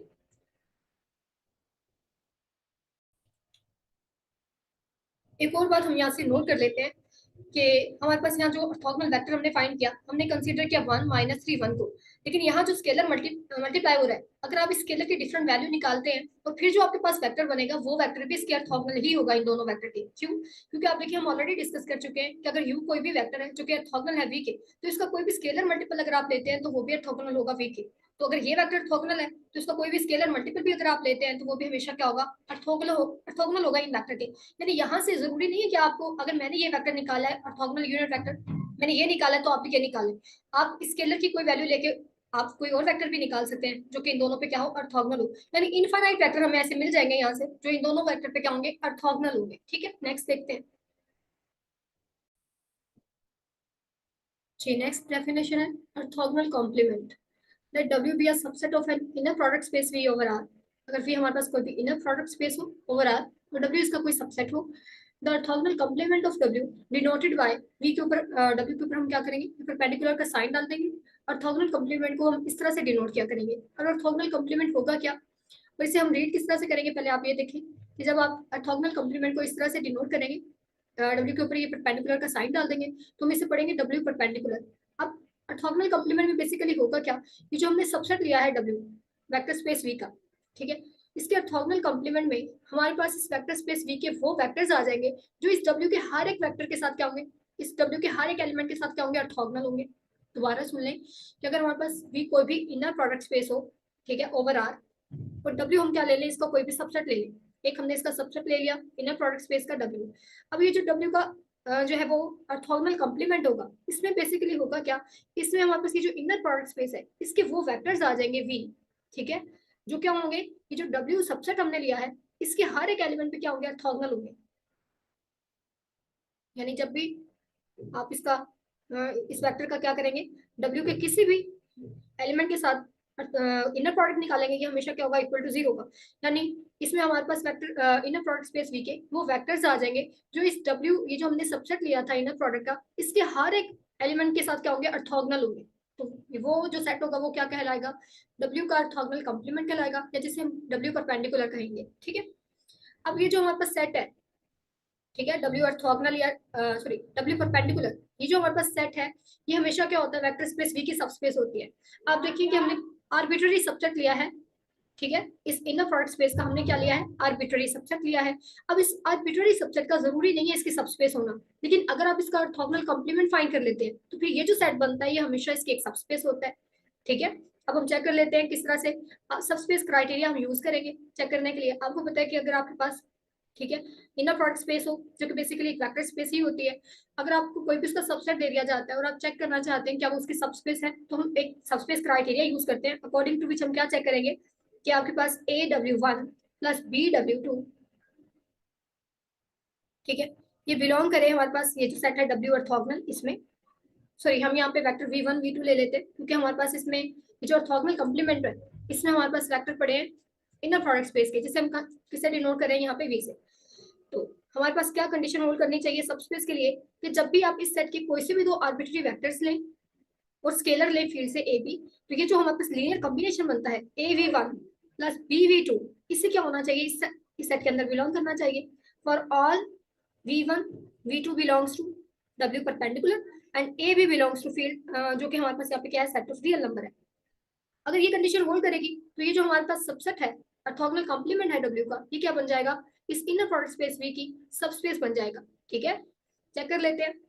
अब ये जो हमारे पास एलिमेंट है, ये इस ऑर्थोगोनल कॉम्प्लीमेंट में कब जाएगा, सॉरी इस W परपेंडिकुलर में कब जाएगा, जब ये भी वेक्टर स्पेस, जब ये भी, ये जो हमारे पास ये जो लीनियर कॉम्बिनेशन है, ये इस सेट के अंदर कब बिलोंग करेगा, जब ये इस W के हर एक एलिमेंट के साथ क्या होगा, ऑर्थोगोनल होगा। क्योंकि इसके अंदर हमारे पास इनर प्रोडक्ट स्पेस V के सिर्फ वही वेक्टर्स आएंगे जो W के हर एक एलिमेंट के साथ क्या है, ऑर्थोगोनल है।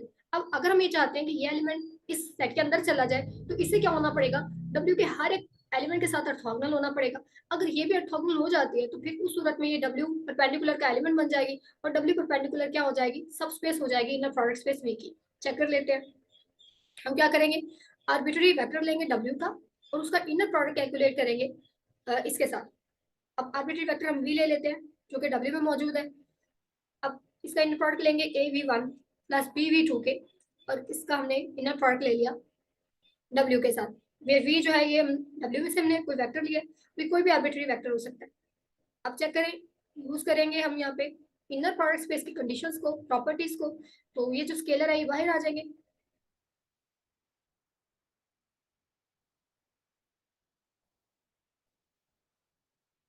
हमारे पास आ जाएगा ये स्केलर A बाहर आ जाएगा। ये जो वेक्टर V1 है इसका इनर प्रोडक्ट आ जाएगा V के साथ, क्या आ गया V1 inner product of V plus ये जो फिर प्लस आ जाएगा, तो ये जो स्केलर B है ये भी बाहर आ जाएगा। तो ये जो सेकंड वेक्टर है इसका भी इसके साथ क्या आ जाएगा, इनर प्रोडक्ट आ जाएगा, V2 का इनर प्रोडक्ट विद V। और V जो था वो हमने कहाँ से लिया था, सेट W में से लिया था, तो ये W का कोई भी आर्बिट्ररी वेक्टर हो सकता है। अब आप देखते जाए हो क्या गया A। अब ये जो V1 है, ये V1 कहाँ से आ रहा था, ये जो V1 V2 हम ले रहे हैं, ये हम V1 और V2 ये हम ले रहे थे ऑर्थोगोनल कॉम्प्लीमेंट, ये जो हमारा सेट है इसके एलिमेंट है। और ये जो V है ये हमारे पास W जो सबसेट हमने लिया था इनर प्रोडक्ट का, इसका कोई भी आर्बिट्ररी एलिमेंट है। तो अब देखिए कि हमने ये कहा है कि ऑर्थोगोनल कॉम्प्लीमेंट में सिर्फ वो वेक्टर्स आएंगे जो W के हर एक एलिमेंट के साथ क्या होंगे, ऑर्थोगोनल होंगे। अब ये देखें, जब आप ये जो एलिमेंट है, क्योंकि ये W परपेंडिकुलर का है, इसे जब आप लेंगे इनर प्रोडक्ट इसका W के एलिमेंट के साथ, तो ये आपको क्या देगा, जीरो देगा, क्योंकि इसका हर एक एलिमेंट W के हर एलिमेंट के साथ क्या ऑर्थोगोनल है, तो ये जीरो आ गया। इसी तरह ये भी W परपेंडिकुलर का वेक्टर था, तो जब भी आप इसका किसी भी W के किसी भी एलिमेंट के साथ इनर प्रोडक्ट लेंगे ये जीरो आएगा, क्योंकि ये ऑर्थोगोनल है W के हर एक एलिमेंट के साथ। तो यहाँ पे भी आपके पास क्या आ गया, जीरो, A टू जीरो, ये भी zero, zero plus zero zero. हमारे पास आ गया AV1, हमारे पास ये जो इनर प्रोडक्ट आया AV1 plus BV2 inner product, ये किसके इक्वल आ गया, जीरो के इक्वल आ गया। और हमने ये क्योंकि आर्बिट्ररी स्केलर्स लिए थे और आर्बिट्ररी वेक्टर लिए थे इस सेट के। ठीक है, तो इसका मतलब है for all V1 V2 belongs to W perpendicular and arbitrary scalar जो हमने लिए थे for all AB belongs to AB belongs to R। हमारे पास ये जो एलिमेंट है AV1 प्लस BV2 ये ऑर्थोगोनल कॉम्प्लीमेंट में बिलोंग करेगा, क्योंकि ये W के तमाम एलिमेंट के साथ क्या है, ऑर्थोगोनल है। इस वजह से ये W परपेंडिकुलर में चला जाएगा एलिमेंट, और हमारी W परपेंडिकुलर क्या बन गई, सब स्पेस बन गई। ठीक है, अब नेक्स्ट देखते हैं। नेक्स्ट हमारे पास डेफिनेशन है ऑर्थोगोनल और ऑर्थोनॉर्मल सिस्टम। अब ये बड़ा सिंपल है, आपको पता है कि ऑर्थोगोनल वेक्टर्स को हम ऑलरेडी डिस्कस कर चुके हैं। जब भी आपके पास कोई से दो वेक्टर्स हो और वो ऑर्थोगोनल हो, तो कब ऑर्थोगोनल वो कब होते हैं, जब उनका जो इनर प्रोडक्ट होता है वो किसके इक्वल होता है, जीरो के इक्वल होता है। अब ऑर्थोगोनल सिस्टम से मुराद क्या होगी, a set S equal to ui, I belongs to I of vectors in an inner product space V over R is said to be an orthogonal system if its distinct vectors are orthogonal। यानी अगर आपके पास S कोई भी set है, इसके अंदर हमारे पास vectors पड़े हुए हैं इनर प्रोडक्ट स्पेस के। ठीक है, तो ये जो सेट है ये ऑर्थोगोनल सिस्टम कब बनाएगा, जब भी आप इसके कोई से दो डिस्टिंक्ट वेक्टर लें, उनका जब भी आप इनर प्रोडक्ट लें आपस में, वो क्या है, इक्वल टू जीरो है। जब भी आप इस सेट के कोई से दो डिस्टिंक्ट वेक्टर्स उठाएं, उनका इनर प्रोडक्ट लें, अगर वो हमेशा इक्वल टू जीरो आता है, जब भी कोई से दो डिस्टिंक्ट वेक्टर का इनर प्रोडक्ट निकालें, वो हमेशा अगर इक्वल टू जीरो आएगा, तो ये जो सेट है ये ऑर्थोगोनल सिस्टम बनाएगा। ठीक है,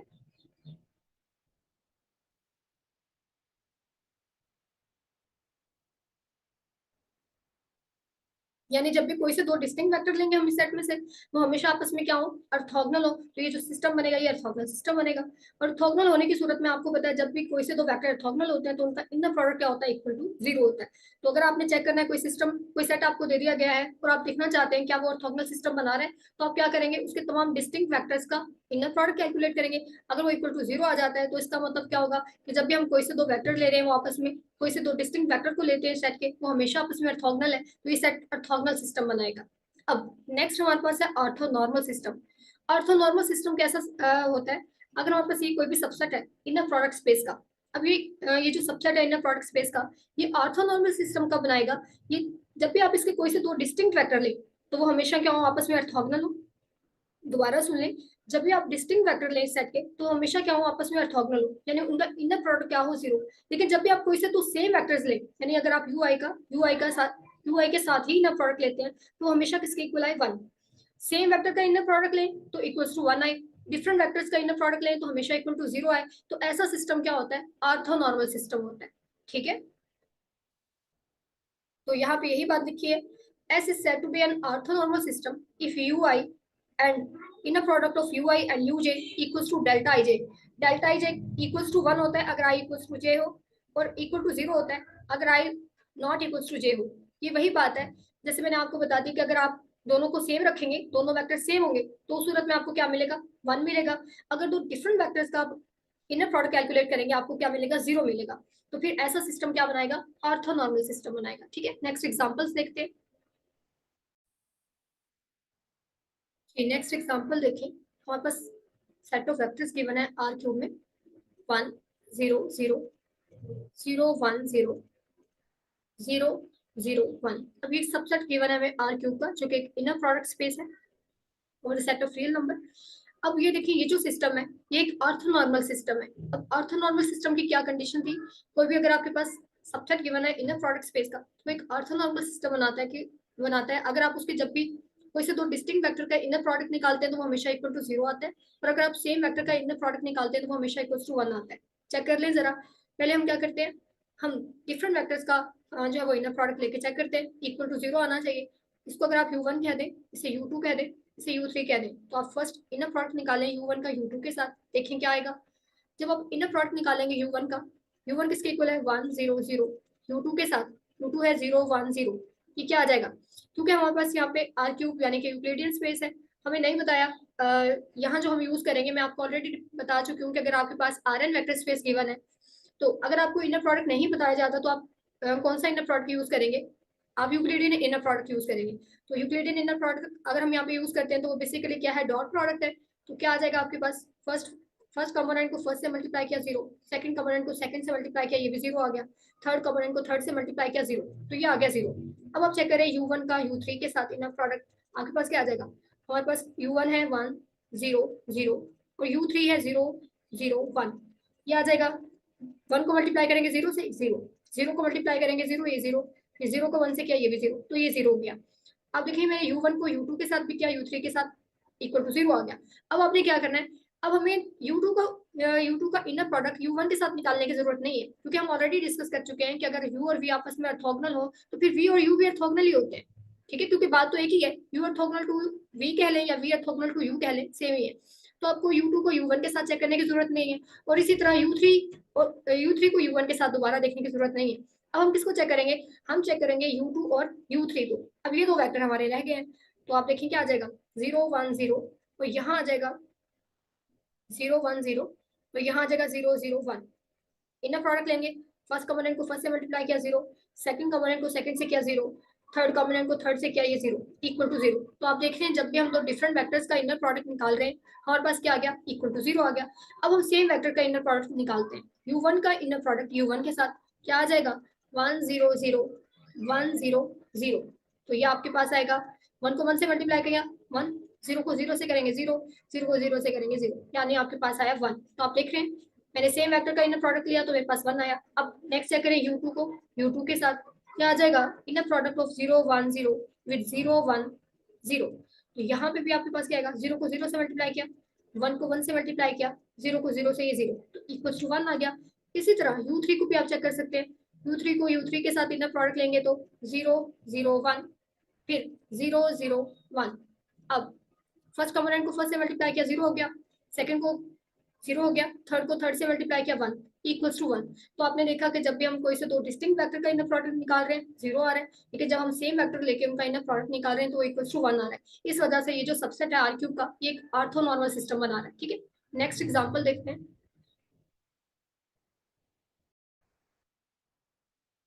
नेक्स्ट हमारे पास एग्जांपल है, वेक्टर्स गिवन है R4 में। ठीक है, फर्स्ट वेक्टर है u1 equals to 1 minus 1 1 minus 1। second vector is u2 equals to 3 1 minus 1 1। third vector है 0 2 1 minus 1। और fourth vector है u4 equals to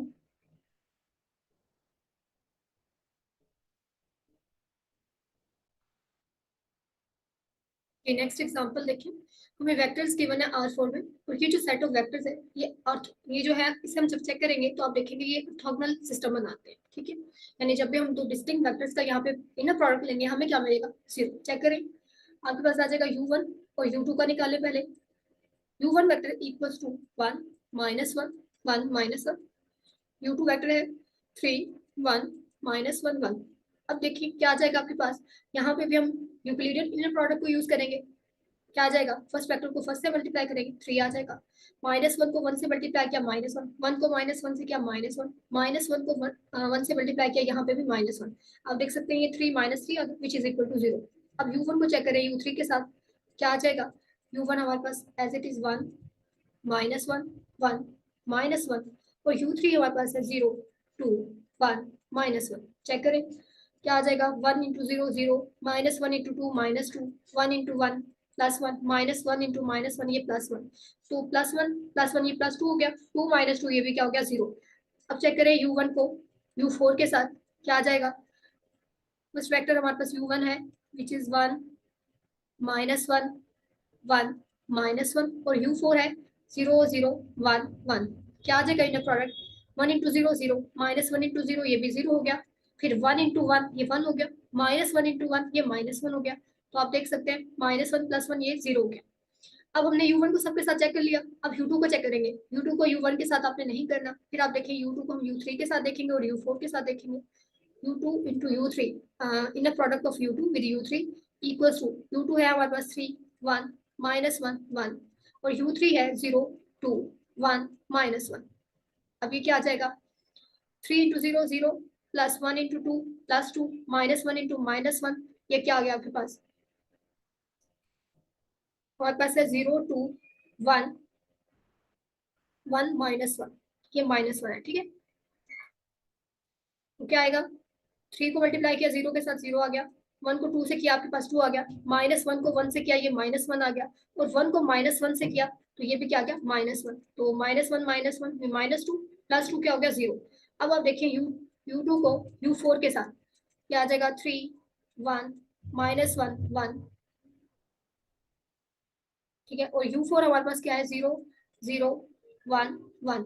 क्या आ जाएगा, 3 इंटू 0 0 1 इंटू 0 0 माइनस 1 इंटू 1 ये माइनस 1 1 इंटू 1 ये प्लस 1 माइनस 1 प्लस 1 ये भी क्या हो गया 0।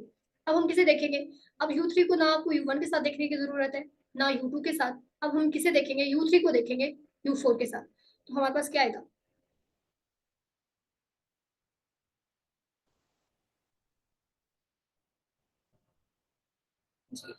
u3 को u4 के साथ इनर प्रोडक्ट लें। u3 हमारे पास है 0 2 1 माइनस 1 और u4 है 0 0 1 1।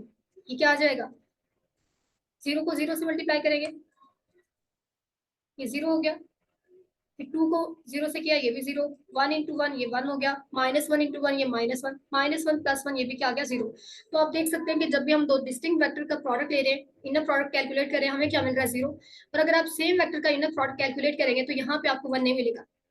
ठीक है, तो इस वजह से ये जो सिस्टम है ये ऑर्थोगोनल सिस्टम बनाएगा, ऑर्थोनॉर्मल नहीं, क्योंकि ऑर्थोनॉर्मल के लिए दो कंडीशंस का पूरा होना जरूरी है। जब भी आप डिस्टिंक्ट वेक्टर का इनर प्रोडक्ट ले आपको 0 मिलना चाहिए, और अगर आप सेम वेक्टर का इनर प्रोडक्ट लेते हैं तो आपको क्या मिलना चाहिए, 1 मिलना चाहिए। यहाँ पे हम एक करके देख लेते हैं। u1 का देखें, जब मैं u1 का u1 के साथ इनर प्रोडक्ट लेती हूँ तो मेरे पास क्या आएगा, u1 equals to 1 minus 1 1 minus 1, और फिर यहाँ पे भी आ जाएगा 1 माइनस 1 1 माइनस 1। अब कैलकुलेट करें, 1 को 1 से मल्टीप्लाई करेंगे 1 आ जाएगा, माइनस 1 इंटू माइनस 1 ये प्लस 1 हो जाएगा, ठीक है। फिर 1 इंटू 1 ये भी प्लस 1 हो गया, माइनस 1 इंटू माइनस 1 ये भी प्लस 1 हो गया, 1 प्लस 1 ये 4 टाइम आ रहा है तो इक्वल टू 4 आ गया, 4 इज नॉट इक्वल टू 1। तो इस वजह से ये जो हमारे पास सेट ऑफ वेक्टर्स है ये ऑर्थोगोनल सिस्टम बनाएंगे, ऑर्थोनॉर्मल नहीं बनाएंगे, ठीक है। इस तरह आप चेक कर सकते हैं। नेक्स्ट थ्योरम है, every orthonormal system u1 u2 up to so un is linearly independent। एक तो हमें ये प्रूव करना है कि अगर हमारे पास ऑर्थोनॉर्मल सिस्टम हो तो हमेशा क्या होता है, लीनियरली इंडिपेंडेंट होता है। उसके बाद हम क्या प्रूव करेंगे, moreover for all v belongs to v the vector w equals to v minus summation k from 1 to n inner product of v and uk into uk is orthogonal to each u, ठीक है, each u I where I is greater equals to 1 and less equals to n।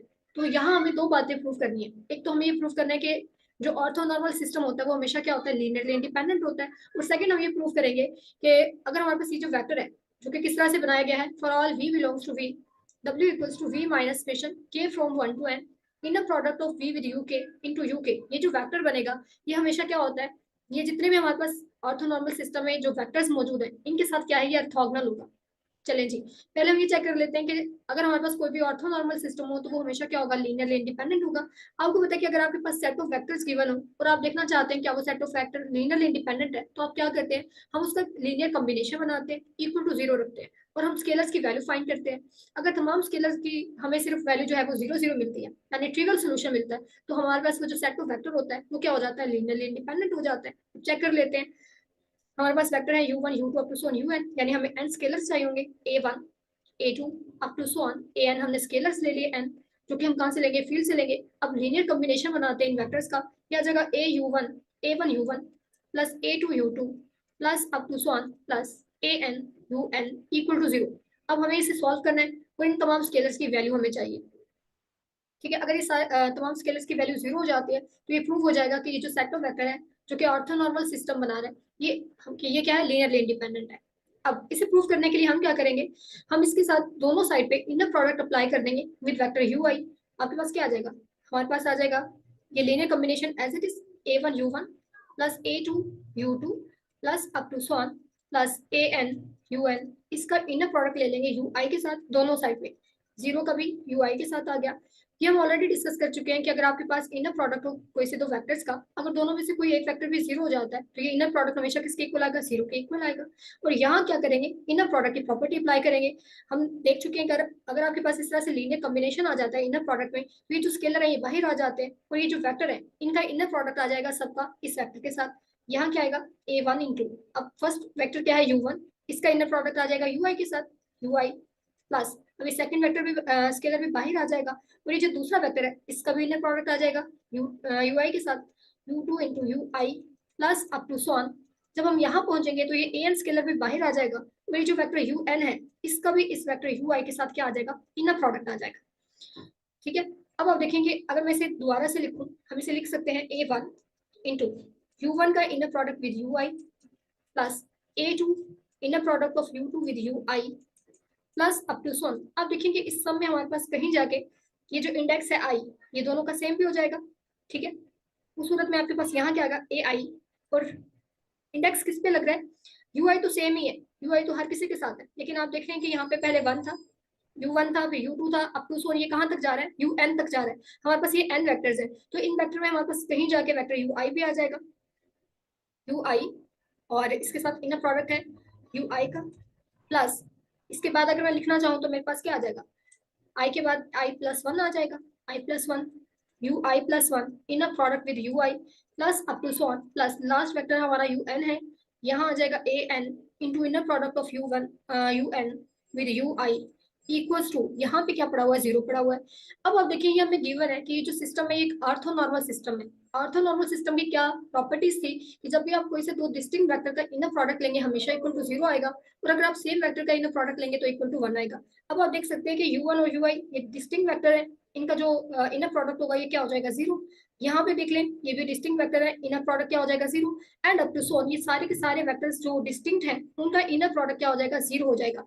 लेकिन जहां ये जो vector है ये same हुए ui यहाँ जो इनर प्रोडक्ट होगा वो बचेगा सिर्फ आपके पास, बाकी सारे 0 हो जाएंगे। हमारे पास आ जाएगा यहाँ पे ai into ui inner product with ui equal to 0। अब क्योंकि ये ऑर्थोनॉर्मल सिस्टम है तो डिस्टिंक्ट वेक्टर के साथ इनर प्रोडक्ट 0 हो गया, लेकिन अगर सेम वेक्टर का इनर प्रोडक्ट आएगा तो ये किसके इक्वल होगा, ये 1 के इक्वल होगा। यहाँ हमारे पास आ गया ai इक्वल्स टू 0। और i का जो इंडेक्स था वो कहां से कहां तक था, i is greater equals to 1 and less equal to n। तो हमारे पास क्या आ गया, ai equal to 0 where i is greater equals to 1 and less equal to n। इसका मतलब ये है कि हमारे पास a1 भी equal to 0, क्योंकि ai equal to 0 है for all i greater equals to 1 and less equal to n। a2 भी क्या हो गया, 0 हो गया, and up to so on हमारे पास an equal to 0 हो गया। यानी हमारी जो लीनियर कॉम्बिनेशन था इसके तमाम स्केलर्स क्या हो गए, इक्वल टू 0 हो गए। अगर इस लीनियर कॉम्बिनेशन में तमाम स्केलर 0 हो गए तो ये जो सेट ऑफ वेक्टर है जो कि ऑर्थोनॉर्मल सिस्टम बना रहा था ये क्या हो गया, ये लीनियरली इंडिपेंडेंट हो गया। तो पहली चीज जो है वो हमने प्रूव कर ली है। अब नेक्स्ट हमें ये देखना है कि जो वेक्टर w है w equals to v minus summation k from 1 to n, ठीक है, into uk, sorry summation k from 1 to n inner product of v with uk into uk, ये ऑर्थोगोनल है टू ईच ui। अब orthogonal check करने के लिए हमें क्या करना पड़ेगा, जब भी आप कोई से दो वेक्टर को चेक करना चाहते हैं कि वो ऑर्थोगोनल है तो हम क्या करते हैं, उनका इनर प्रोडक्ट कैलकुलेट करते हैं। और अगर इनर प्रोडक्ट इक्वल टू 0 आ जाता है तो ये प्रूव हो जाता है कि दोनों वेक्टर क्या है आपस में ऑर्थोगोनल है। तो यहाँ पे भी हमें ये प्रूव करना है कि जो w वेक्टर है ये हर ui के साथ क्या है, ऑर्थोगोनल है। इस वजह से हम w का क्या करेंगे, इनर प्रोडक्ट कैलकुलेट करेंगे ui के साथ, ठीक है। चलें जी इनर प्रोडक्ट कैलकुलेट करते हैं W का UI के साथ। क्या आ जाएगा हमारे पास, W हमें गिवन है ये किसके इक्वल है, V minus summation K from 1 to n inner product of V with UK into UK। ये तो हमारे पास आ गया W की वैल्यू, और UI vector as it is आ गया, और I आपको पता है कि ग्रेटर इक्वल टू 1 है और लेस इक्वल टू क्या है, n है। अब यहाँ पे क्या करेंगे, इनर प्रोडक्ट की प्रॉपर्टीज अप्लाई करेंगे। यहाँ पे हमारे पास लीनियर कॉम्बिनेशन आ रहा है, क्या होगा हमारे पास ये जो वेक्टर भी है इसका इनर प्रोडक्ट आ जाएगा यूआई के साथ, inner product of we with UI. उसके बाद प्लस ये जो हमारे पास समेशन आ रहा है इसका भी क्या होगा, यानी ये भी जितने भी हमारे पास वेक्टर आएंगे इनका इन सब का क्या आएगा, इनर प्रोडक्ट आएगा यूआई के साथ। तो आपके पास क्या आ जाएगा, ये हम यूज कर रहे हैं लिनियरिटी कंडीशन जो कि फर्स्ट आर्गुमेंट में हमने डिस्कस की थी कि अगर आपके पास यहाँ पे सम आ रहा हो वेक्टर्स का और यहाँ पे कोई भी थर्ड वेक्टर पड़ा हुआ हो तो उसका क्या होगा, हर वेक्टर का हमारे पास यहाँ जो वेक्टर होगा उसके साथ इनर प्रोडक्ट आ जाएगा विद सम। तो यहाँ आपके पास क्या आ जाएगा, यहाँ आ जाएगा minus summation k from 1 to n inner product of v। इस वेक्टर का भी इनर प्रोडक्ट आ गया इसके साथ, और यहाँ जो वेक्टर आ रहे हैं इन सब का भी इनर प्रोडक्ट आएगा ui के साथ। तो यहाँ हमारे पास पड़ा है v inner product with uk into uk, और इसका इनर प्रोडक्ट आ गया ui के साथ। अब आप देखें यहाँ पे क्या होगा, inner product of v with ui, अब ये बाहर आ जाएगा माइनस, ठीक है स्केलर है ना -1 तो ये बाहर आ जाएगा इनर प्रोडक्ट से। हम ऑलरेडी डिस्कस कर चुके कि अगर आपके पास इनर प्रोडक्ट है और स्केलर मल्टीप्लाई हो रहा है वेक्टर के साथ फर्स्ट आर्गुमेंट में, ठीक है, तो आप स्केलर को बाहर निकाल सकते हैं, इनर प्रोडक्ट आ जाएगा x का y के साथ, ठीक है। समेशन भी बाहर आ जाता है इनर प्रोडक्ट में अगर आ रहा हो इस तरह से, तो समेशन भी बाहर आ जाएगा, और -1 to n k from 1 to n। दूसरी बात आप यहाँ पे देखें कि ये जो इनर प्रोडक्ट है v का uk के साथ ये भी एक स्केलर वैल्यू है, क्योंकि हमारे पास जो इनर प्रोडक्ट फंक्शन होता है वो जब भी दो वेक्टर्स पे अप्लाई होता है हमें वैल्यू क्या मिलती है, एक स्केलर मिलती है। तो ये भी एक स्केलर है, इससे भी बाहर निकाल देगा इनर प्रोडक्ट, हमारे पास आ जाएगा v uk, ये बाहर निकल गया, समेशन भी बाहर चला गया, अंदर क्या बचा, अंदर ये वेक्टर बचेगा आपके पास uk, और यहाँ से ये वेक्टर बचेगा ui, बाकी सब कुछ बाहर चला गया, ठीक है। अब इस इंडेक्स को अप्लाई कर दें के 1 से लेके n तक जो है वो जा रहा है, यहाँ v inner product with ui as it is, और यहाँ पे आप अप्लाई करें, क्या आएगा हमारे पास, जब आप k को 1 रखेंगे यहाँ आ जाएगा inner product of v with u1, और यहाँ पे भी आपके पास क्या आएगा, k की जगह पे 1 लगाएं, inner product of u1 with ui plus, फिर जब आप k को 2 रखेंगे आपके पास आ जाएगा v u2, और यहाँ पे आ जाएगा u2 inner product with ui, and up to so continue करते जाएं। तो बिल्कुल जिस तरह हमने पहले किया था, जब ये कंटिन्यू हम इसको करेंगे कहीं जाके हमारे पास इंडेक्स यानी जो k की वैल्यू है वो इक्वल्स टू i भी होगी। जब k इक्वल्स टू i होगा तब यहाँ पे क्या आ जाएगा, inner product of v with ui into ui inner product with ui plus up to so on कहाँ तक जा रहा है, ये n तक जा रहा है, k 1 से लेके n तक, तो हमारे पास आ जाएगा v inner product with un, ठीक है, into un inner product ui, ये आ जाएगा हमारे पास। ठीक है, अब आप देखते जाएं क्योंकि हमारा ऑर्थोनॉर्मल सिस्टम है तो यहाँ पे भी वही कंडीशन होगी कि जब भी आप दो डिस्टिंक्ट वेक्टर का इनर प्रोडक्ट देखेंगे वो क्या हो जाएगा, 0, और जहाँ सेम वेक्टर का इनर प्रोडक्ट आएगा वो 1 हो जाएगा। अब आप देख सकते हैं यहाँ पे हमारे पास इनर प्रोडक्ट आ रहा है, आपने यू में देखना है u1 और ui ये डिस्टिंक्ट वेक्टर है, इनका इनर प्रोडक्ट क्या हो जाएगा, 0। ठीक है, यहाँ देखें आपने v के साथ नहीं इसको देखना क्योंकि हमारा जो सिस्टम ऑर्थोनॉर्मल सिस्टम है वो u1 u2 up to so on un vectors का है। तो जहाँ u वेक्टर्स आ रहे हैं आपस में, अगर डिस्टिंक्ट वेक्टर है तो उनका जो इनर प्रोडक्ट है वो क्या हो जाएगा, 0 हो जाएगा। तो यहाँ दोनों वेक्टर यू के फॉर्म के थे यानी कि सेट के वेक्टर्स थे और डिस्टिंक्ट थे, इनका इनर प्रोडक्ट 0 हो गया। यहाँ पे भी आप देख सकते हैं u2 ui ये दोनों डिस्टिंक्ट है, इनका इनर प्रोडक्ट 0 हो जाएगा एंड अप टू सॉन। यहाँ जाके देखें कि जब आपके पास ये दोनों वेक्टर सेम होंगे तो यहाँ जो इनर प्रोडक्ट है ये 1 हो जाएगा। ठीक है, बाकी सारे यहाँ पे क्या हो गए, 0। इसी तरह आगे भी आपके पास जितने भी वेक्टर्स आएंगे यू के साथ वो सारे के सारे क्या होंगे, डिस्टिंक्ट होंगे, इस वजह से उनका जो इनर प्रोडक्ट है वो सारा 0 हो जाएगा।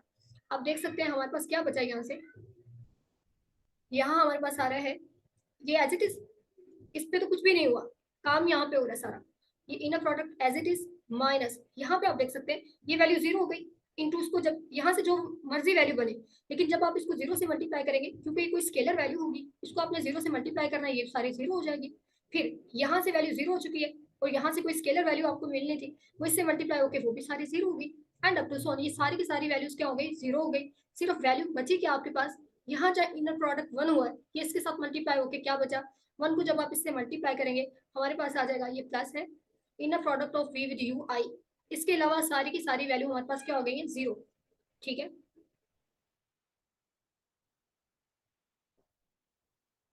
अब आप देखिए हमारे पास क्या बचा, हमारे पास बचा लेफ्ट साइड पे हमने कंसीडर किया था ये जो हमारा वेक्टर w था इसका इनर प्रोडक्ट लिया था हमने यू आई के साथ, और यहाँ हमारे पास क्या बचा है, inner product of v with you i, एक ये वेक्टर बचा है, सॉरी इनर प्रोडक्ट बचा है हमारे पास, और दूसरा ये सारे सारे 0 हो गए थे, यहाँ से सिर्फ एक ही वैल्यू बची थी और ये माइनस बाहर पड़ा हुआ है, ये जब इससे मल्टीप्लाई होगा तो माइनस हमारे पास inner product v with you i. आप देख सकते हैं दोनों ये वैल्यू सेम है तो माइनस प्लस माइनस कैंसिल हो जाएंगी, आपके पास क्या आ गया, inner product of v inner product of w with you I equals to 0, और i का इंडेक्स क्या था, i ग्रेटर इक्वल्स टू 1 था और लेस इक्वल टू क्या था n। तो हमने ये प्रूव कर दिया कि जो हमारे पास w ये जो एलिमेंट बनेगा, ठीक है, ये क्या होगा, ये हर ui के साथ जो कि इस ऑर्थोनॉर्मल सिस्टम का एक फैक्टर है इसके इसके साथ क्या होगा, परपेंडिकुलर होगा क्योंकि इनका इनर प्रोडक्ट क्या आ गया, इक्वल टू 0। तो ये हमने प्रूव कर दिया। तो अब आपने याद रखना है जब भी आपके पास ऑर्थोनॉर्मल सिस्टम होगा तो वो हमेशा क्या होता है, लीनियरली इंडिपेंडेंट होता है, मेन चीज इस थ्योरम में यही है। ठीक है,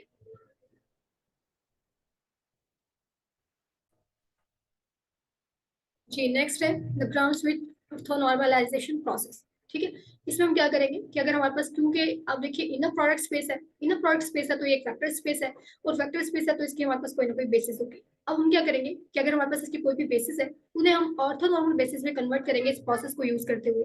अब ये होगा किस तरह, इसे हम इसके स्टेप देखते हैं। Given a basis v1 v2 up to so on vn of an inner product space v over r, an orthonormal basis u1 u2 up to so on un of v can be constructed as follows। ठीक है, अगर हमारे पास basis है inner product space की तो हम क्या कर सकते हैं, इन बेसिस को यूज करते हुए इस प्रोसेस के थ्रू ऑर्थोनॉर्मल बेसिस बना सकते हैं। अब स्टेप 1 क्या होगा, ऑर्थोनॉर्मल बेसिस के लिए स्टेप 1 में हम क्या करेंगे कि हम इस बेसिस का जो ऑर्थोनॉर्मल बेसिस होंगी इनका फर्स्ट वेक्टर किस तरह से बनेगा, ये जो हमारी गिवन बेसिस होगी इसको हम क्या करेंगे, इसके फर्स्ट वेक्टर को नॉर्मलाइज कर देंगे, यानी वेक्टर का हम क्या करेंगे, यूनिट वेक्टर फाइंड कर लेंगे, इस वेक्टर को इसकी लेंथ पे क्या करेंगे, डिवाइड कर देंगे, तो हमारे पास इस ऑर्थोनॉर्मल बेसिस का जो है वो फर्स्ट वेक्टर आ जाएगा। ठीक है, अभी फर्स्ट वेक्टर हमारे पास आ चुका है, हमने बाकी वेक्टर्स फाइंड करने हैं u2 up to so on un, ये हमें फाइंड करने हैं। अब स्टेप 2 में क्या करेंगे, हम w2 फाइंड करेंगे, तो w2 हम किस तरह से फाइंड करेंगे, ये जो हमारे पास सेकंड वेक्टर था, सेकंड स्टेप में हमने यहाँ पे सेकंड वेक्टर को यूज करना है, आगे जाके आप देखेंगे स्टेप 3 में हम थर्ड वेक्टर को यूज करेंगे and up to so nth step में हम nth वेक्टर को यूज करेंगे गिवन बेसिस के। अब हम सेकंड स्टेप में तो हम इस सेकंड वेक्टर को यूज करेंगे v2 माइनस इनर प्रोडक्ट लेंगे इस वेक्टर v2 का ये जो फर्स्ट स्टेप में आपने जो है ऑर्थोनॉर्मल बेसिस का वेक्टर फाइंड कर लिया होगा उसके साथ, v2 का इनर प्रोडक्ट लिया u1 के साथ और इसे मल्टीप्लाई कर देंगे u1 के साथ ही, यहाँ से हमें मिलेगा w2 कैलकुलेशन से। और जब w2 आ जाएगा तो फिर हम क्या करेंगे, ये जो हमारा सेकंड वेक्टर है ऑर्थोनॉर्मल बेसिस का, ये हम बनाएंगे। और ये हम किस तरह से बनाएंगे, अभी जो सेकंड स्टेप पे आपको w2 मिलेगा इसको आपने नॉर्मलाइज कर देना है, यानी इसका यूनिट वेक्टर फाइंड करेंगे। इसको आप क्या करेंगे, इसकी लेंथ पे डिवाइड कर देंगे। तो यहाँ से आपको क्या मिलेगा, सेकंड वेक्टर मिल जाएगा u2 ऑर्थोनॉर्मल बेसिस का। अब यही स्टेप हमने क्या करना है, कंटिन्यू रखने हैं। अब देखिए थर्ड स्टेप में क्या होगा, जब आप थर्ड स्टेप पे पहुंचेंगे तो आप इस ऑर्थोनॉर्मल बेसिस के दो वेक्टर्स फाइंड कर चुके हैं u1 u2। अब आपने इन दोनों को यहाँ पे यूज करना है, यानी जिस भी स्टेप पे होंगे आप, उससे प्रीवियस आपने जितने वेक्टर्स आपने ऑर्थोनॉर्मल बेसिस के फाइंड कर लिए होंगे, जितने वेक्टर आप फाइंड कर चुके होंगे, उन सबको आपने यूज करना है। अब देखिए थर्ड स्टेप पे जब हम पहुंचे हैं तो हम u1 भी फाइंड कर चुके हैं, u2 भी फाइंड कर चुके हैं। अब यहाँ पे ये यूज होंगे, किस तरह से यूज होंगे, यहाँ हम वेक्टर w3 बनाएंगे। तो ये किस तरह से बनेगा, अब देखिए थर्ड स्टेप पे तो हम यहाँ से थर्ड वेक्टर को यूज करेंगे v3, और इस v3 का हमने इनर प्रोडक्ट लेना है इन वेक्टर्स के साथ u1 u2 के साथ। पहले आप इसका इनर प्रोडक्ट लेंगे u1 के साथ, इसे u1 से मल्टीप्लाई कर देंगे बिल्कुल सेकंड स्टेप की तरह। फिर माइनस क्या करेंगे, इसी वेक्टर का इनर प्रोडक्ट लेंगे दूसरे ऑर्थोनॉर्मल वेक्टर के साथ, सॉरी इस बेसिस के दूसरे वेक्टर जो हमने फाइंड किया था उसके साथ, और इसी के साथ इसका प्रोडक्ट ले लेंगे। तो यहाँ से हमें क्या मिलेगा w3, और फिर w3 जब आपको मिल जाएगा तो आप इस ऑर्थोनॉर्मल बेसिस का थर्ड वेक्टर u3 फाइंड करेंगे। उसके लिए भी हमें यही काम करना है कि w3 को नॉर्मलाइज कर देना है, यानी ये प्रोसेस हमारा चलता जाएगा। जितने आप यहाँ से ऑर्थोनॉर्मल बेसिस के वेक्टर फाइंड कर चुके होंगे, उन सबके साथ आपने क्या करना है, जिस भी स्टेप पे आप मौजूद हैं उस स्टेप पे आपने क्या करना है, अगर आप nth स्टेप पे हैं तो आप यहाँ से nth वेक्टर को पकड़ेंगे और उन सब वेक्टर्स के साथ क्या लेंगे, उसका इनर प्रोडक्ट लेंगे और उन्हीं के साथ इसे मल्टीप्लाई करके सब्ट्रैक्ट कर देंगे इसमें से, ठीक है। और फिर आपके पास यहाँ से wn आ जाएगा, और यहाँ से un निकालने के लिए आप इस क्या करेंगे, आप इस wn को नॉर्मलाइज कर देंगे तो आपको un मिल जाएगा। इस तरह से जब हम इसके एग्जाम्पल करेंगे आपको ज्यादा क्लियर हो जाएगा। तो यहाँ इस तरह करते करते हमारे पास क्या आ जाएंगी, हमारे पास ये सेट बन जाएगा जिसे हम क्या कहेंगे, ऑर्थोनॉर्मल बेसिस कहेंगे। और दूसरा ये सेट क्योंकि ऑर्थोनॉर्मल है, ये जो बेसिस का सेट हमें मिलेगा ये ऑर्थोनॉर्मल होगा, यानी जब भी आप इसके कोई से दो डिस्टिंक्ट वेक्टर का इनर प्रोडक्ट लेंगे आपको 0 मिलेगा, और अगर सेम वेक्टर का आप इनर प्रोडक्ट कैलकुलेट करते हैं तो हमेशा आपके पास यहाँ पे क्या आएगा, 1 आएगा। आप चेक कर सकते हैं, ठीक है। अब आपको पता है कि हम ऑलरेडी एक थ्योरम में डिस्कस कर चुके हैं कि अगर आपके पास ऑर्थोनॉर्मल सिस्टम होता है तो वो क्या होता है, हमेशा लीनियरली इंडिपेंडेंट होता है। अब ये सेट प्रूव हो गया कि ये लीनियरली इंडिपेंडेंट है।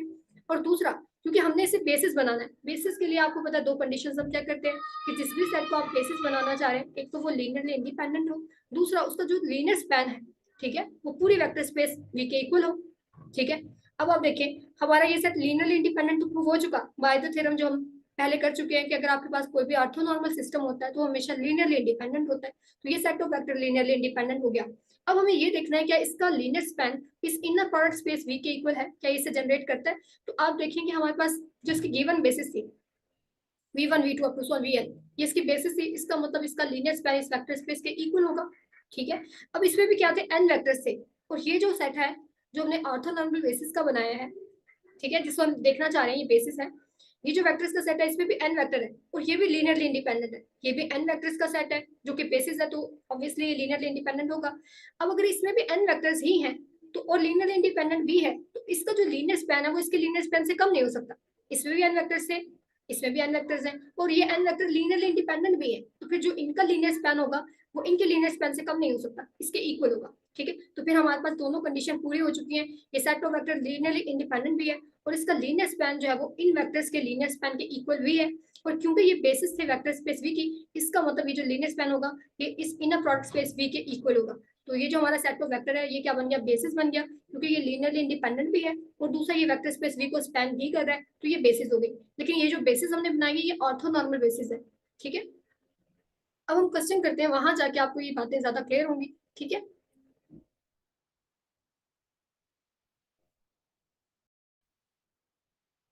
ये एग्जांपल देखें, show that vector 1 1 1 0 1 1 0 0 1 is the basis for R cube. पहले तो मैं ये शो करना है कि ये जो सेट ऑफ वेक्टर है बेसिस है आर क्यूब की। उसके बाद using Gram Schmidt orthonormalization process transform this basis into an orthonormal basis, ठीक है। पहले से शो करेंगे कि ये बेसिस है, उसके बाद आपको क्या करना है, ग्राम-श्मिट प्रोसेस ऑर्थोनॉर्मलाइजेशन प्रोसेस यूज करना है और इन बेसिस को ऑर्थोनॉर्मल बेसिस में हमें कन्वर्ट करना है, ठीक है।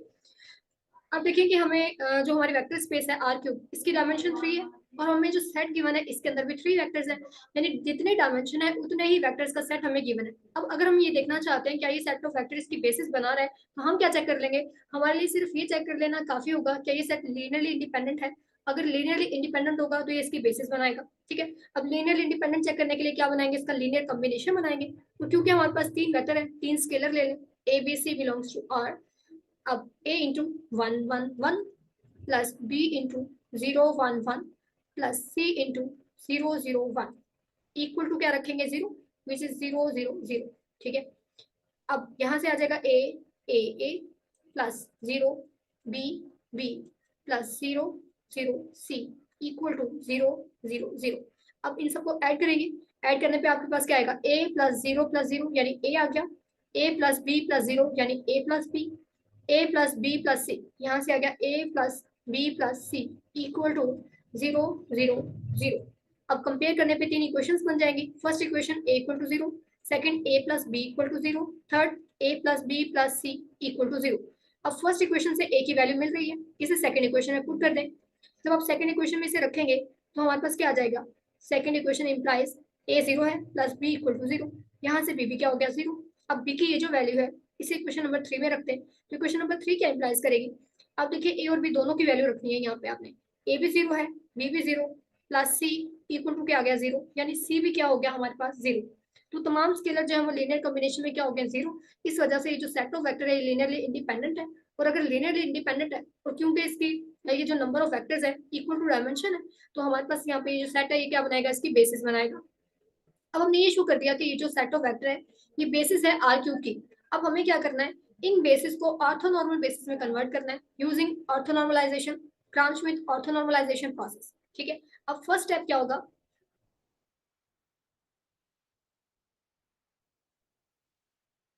बड़ा आसान से ये प्रोसेस है, देखिए कैसे होगा।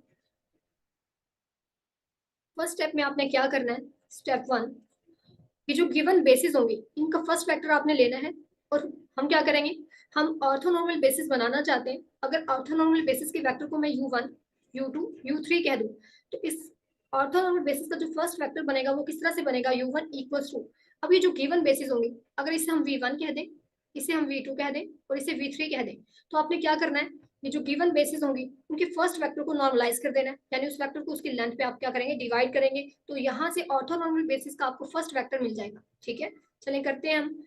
वेक्टर हमें गिवन है 1 1 1, v1 इक्वल्स टू 1 1 1। अब इस वेक्टर की जो लेंथ होगी वो क्या होगी, लेंथ फाइंड कर लेते हैं। v1 की जो लेंथ होगी ये आ जाएगी आपके पास first component square plus second component square और थर्ड कंपोनेंट स्केयर। यहाँ हम जो लेंथ फाइंड कर रहे हैं यूजिंग इनर प्रोडक्ट, कौन सा, यूक्लिडियन इनर प्रोडक्ट हम यूज कर रहे हैं लेंथ फाइंड करने के लिए। क्या आ जाएगी लेंथ आपके पास, ये स्क्वायर रूट 3 आ जाएगी। तो आप क्या करेंगे, इसे स्क्वायर रूट 3 पे डिवाइड कर देंगे, हर एक कंपोनेंट को डिवाइड करेंगे तो u1 वेक्टर क्या बनेगा, 1 over square root 3, 1 over square root 3 और 1 ओवर स्क्वायर रूट 3। तो ये मेरे पास ऑर्थोनॉर्मल बेसिस का फर्स्ट वेक्टर आ गया। अब मुझे सेकंड वेक्टर u2 चाहिए। u2 के लिए आपको क्या बनाना पड़ेगा, पहले w2 बनाना पड़ेगा। और w2 हम किस तरह से बनाएंगे, सेकंड स्टेप है हमारा स्टेप 2। जब हम स्टेप 2 में आएंगे तो हम सेकंड वेक्टर को यूज करेंगे। सेकंड वेक्टर को आपने क्या करना है, यहाँ पे लिखेंगे v2, इसमें से आपने माइनस कर देना है, v2 का इनर प्रोडक्ट आप ले लेंगे। ये जो फर्स्ट स्टेप में आपने u1 वेक्टर फाइंड किया इसके साथ, और इसी के साथ क्या करेंगे, इसका प्रोडक्ट भी ले लेंगे। ठीक है, तो क्या आ जाएगा हमारे पास, v2 वेक्टर क्या है 0 1 1 माइनस 0 1 1, और u1 हमारे पास आया है 1 over square root 3, 1 over square root 3 और 1 ओवर स्क्वायर रूट 3। इसके साथ हमने इसका इनर प्रोडक्ट लेना है। जब ये इनर प्रोडक्ट आ जाएगा तो इसको मल्टीप्लाई करेंगे u1 वेक्टर के साथ, which is 1 over square root 3, 1 over square root 3 और 1 ओवर स्क्वायर रूट 3। ठीक है, अब देखें क्या आ जाएगा, ये vector as it is 0 1 1 minus, ये इनर प्रोडक्ट कैलकुलेट करेंगे और यूक्लिडियन इनर प्रोडक्ट हमने यूज करना है। तो फर्स्ट कंपोनेंट को फर्स्ट से मल्टीप्लाई किया 0, सेकंड को सेकंड से मल्टीप्लाई किया 1 ओवर स्क्वायर रूट 3, फिर थर्ड कंपोनेंट को थर्ड से मल्टीप्लाई किया, क्या आ गया 1 ओवर स्क्वायर रूट 3 इंटू ये vector as it is 1 over square root 3, 1 over square root 3 और 1 ओवर स्क्वायर रूट 3। ये क्या हो जाएगा 2 1 over square root 3 plus 1 over square root 3, ये 2 ओवर स्क्वायर रूट 3 आ जाएगा। 1 0 1 1 माइनस 2 ओवर स्क्वायर रूट 3, इसे multiply करना है हमने vector 1 over square root 3, 1 over square root 3 and 1 over square root 3। अब आप देखिए ये मल्टीप्लाई करने के बाद क्या आ जाएगा,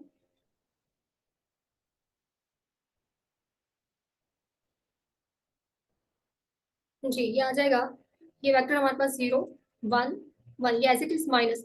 जब मल्टीप्लाई करेंगे तो हर एक कंपोनेंट के साथ जाके स्केलर मल्टीप्लाई हो जाएगा। जब आप इसको इसके साथ मल्टीप्लाई करेंगे तो 2/3, 2/3, फिर हमारे पास आएगा 2/3 और 2/3, सब में हमारे पास यही आएगा।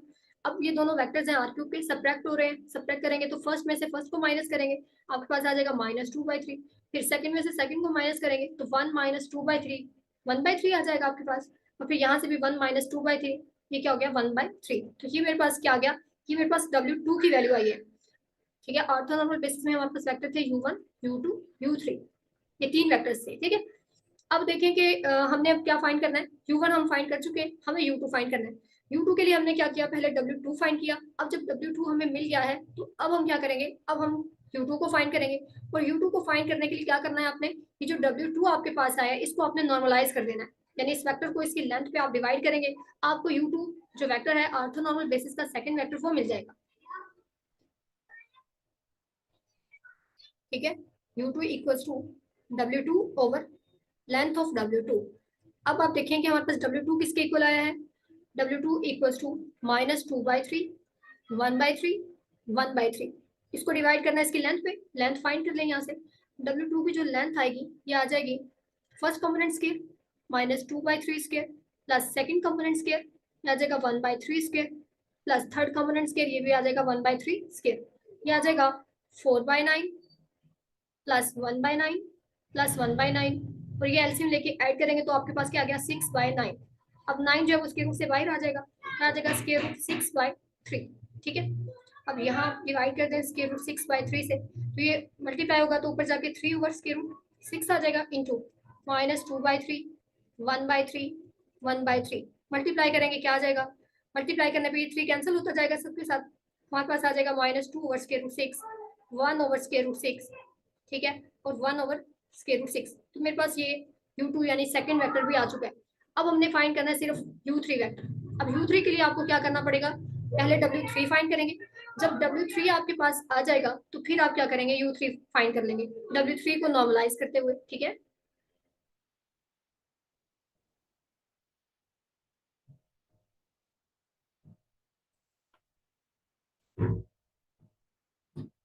जी अब हम निकालते हैं W3। थर्ड स्टेप पे आप W3 निकालेंगे, स्टेप 3 W3 निकालेंगे। W3 किसके इक्वल होगा, जब आप थर्ड स्टेप पे आएंगे तो क्योंकि आप इन दोनों वेक्टर्स को यूज कर चुके हैं अब आप थर्ड वेक्टर को यूज करेंगे। यहाँ आ जाएगा V3, V3 में से आपने माइनस करना है, V3 का आपने इनर प्रोडक्ट लेना है पिछले स्टेप में जो आप दोनों वेक्टर्स फाइंड कर चुके हैं U1 U2 इन दोनों के साथ। पहले आप इसका U1 के साथ लेंगे और इसे U1 के साथ मल्टीप्लाई भी करेंगे, फिर माइनस, फिर आपने क्या करना है V3 का इनर प्रोडक्ट लेना है U2 के साथ और इसे U2 के साथ मल्टीप्लाई भी करना है। यानी हर स्टेप में आपने यही काम करना है, जिस भी वेक्टर को पकड़ेंगे उसका इनर प्रोडक्ट लेंगे। जो प्रीवियस स्टेप में आपने वेक्टर्स फाइंड किए होंगे U1 U2 की फॉर्म में, उन सबके साथ आपने क्या करना है, इनका इनर प्रोडक्ट लेना है और साथ जो इनर प्रोडक्ट आएगा उसको उस वेक्टर से मल्टीप्लाई भी करना है और सब्ट्रैक्ट करते जाना है। अब हमारे पास यहाँ पे जब हम थर्ड स्टेप पे पहुंचे हैं तो हमने U1 U2 फाइंड किए थे, तो अभी हमने इनके साथ ही लिखा है। ठीक है, नेक्स्ट स्टेप पे आपके पास अगर आप जाते हैं तो फिर आपको ये भी लिखना पड़ेगा, थर्ड वेक्टर भी आ जाएगा यहाँ पे। ठीक है, अब आप देखिए वैल्यूज को पुट करना है सिर्फ और ये कैलकुलेशन करनी है। W3 किसके इक्वल आ जाएगा, सबसे पहले V3 लिखें, V3 हमारे पास है 0 0 1 माइनस, फिर इनर प्रोडक्ट लेना है V3 का U1 के साथ, पहले V3 लिख लें 0 0 1 और U1 हमारे पास क्या आया था, U1 हमारे पास आया है 1/√3, 1/√3 और 1/√3। ये हमारे पास U1 आया था, U1 के साथ अपने प्रोडक्ट भी लेना है 1/√3, 1/√3 और 1/√3, ये आ गया। फिर माइनस V3 का आपने इनर प्रोडक्ट लेना है 0 0 1 U2 के साथ और U2 मेरे पास है -2/√6, फिर 1/√6, 1/√6। ठीक है, ये इनर प्रोडक्ट हो गया और इसी के साथ आपने प्रोडक्ट भी लेना है, तो -2/√6, 1/√6 और 1/√6 क्या आ गया। अब कैलकुलेट कर लें, 0 0 0, सॉरी ये 1 है,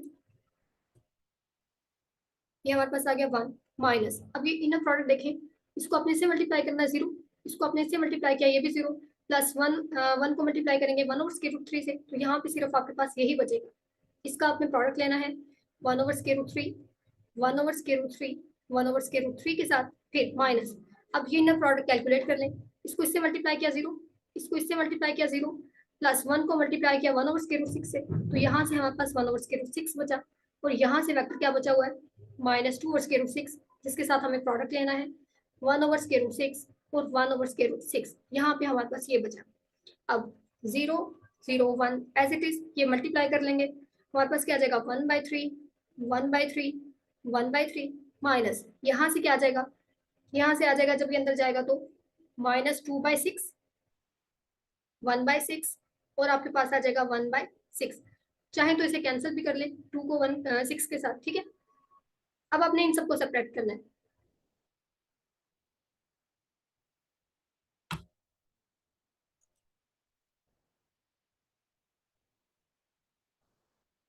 ये हम W3 कैलकुलेट कर रहे हैं,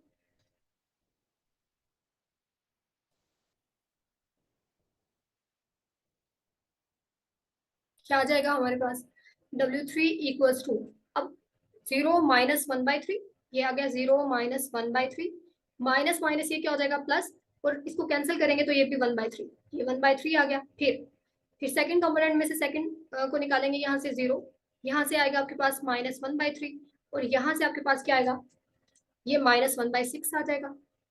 और थर्ड कंपोनेंट क्या है हमारे पास, यहाँ पे 1, यहाँ पे -1/3, और यहाँ पे आपके पास ये भी क्या हो जाएगा -1/6, तो ये हमारे पास W3 आ जाएगा।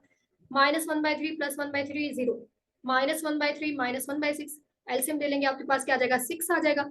फिर यहाँ पे -2, और यहाँ पे आपके पास आएगा -1, यानी कि -3/6 विच इज -1/2, ये -1/2 आ जाएगा।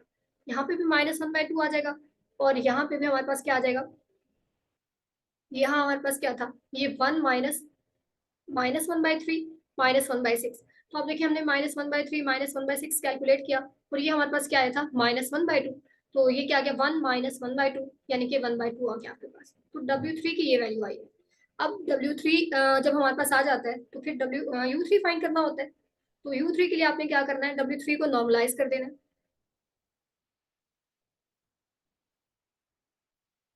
हमारे पास U3 जो वेक्टर होगा ऑर्थोनॉर्मल बेसिस का थर्ड वेक्टर, आपने क्या करना है इसके लिए, जो W3 हमारा वेक्टर आया है इसे नॉर्मलाइज करना है। W3 को इसकी मैग्नीट्यूड इसकी लेंथ पे क्या करेंगे, आप डिवाइड कर देंगे, तो W3 इक्वल है 0 -1/2 1/2 के, और लेंथ इसकी क्या आएगी, लेंथ हमारे पास आ जाएगी, लेंथ निकालें यहाँ पे W3 की इक्वल्स टू 0 का स्केयर करेंगे 0 हो जाएगा, फिर -1/2 का स्केयर करेंगे तो 1/4, फिर थर्ड कंपोनेंट का स्केयर करेंगे ये भी 1/4, यानी आपके पास आएगा 2/4, तो 2/4 का मतलब है 1/2, और इसका क्या मतलब है 1/√2, डिवाइड कर दें 1/√2, क्या बन गया ये,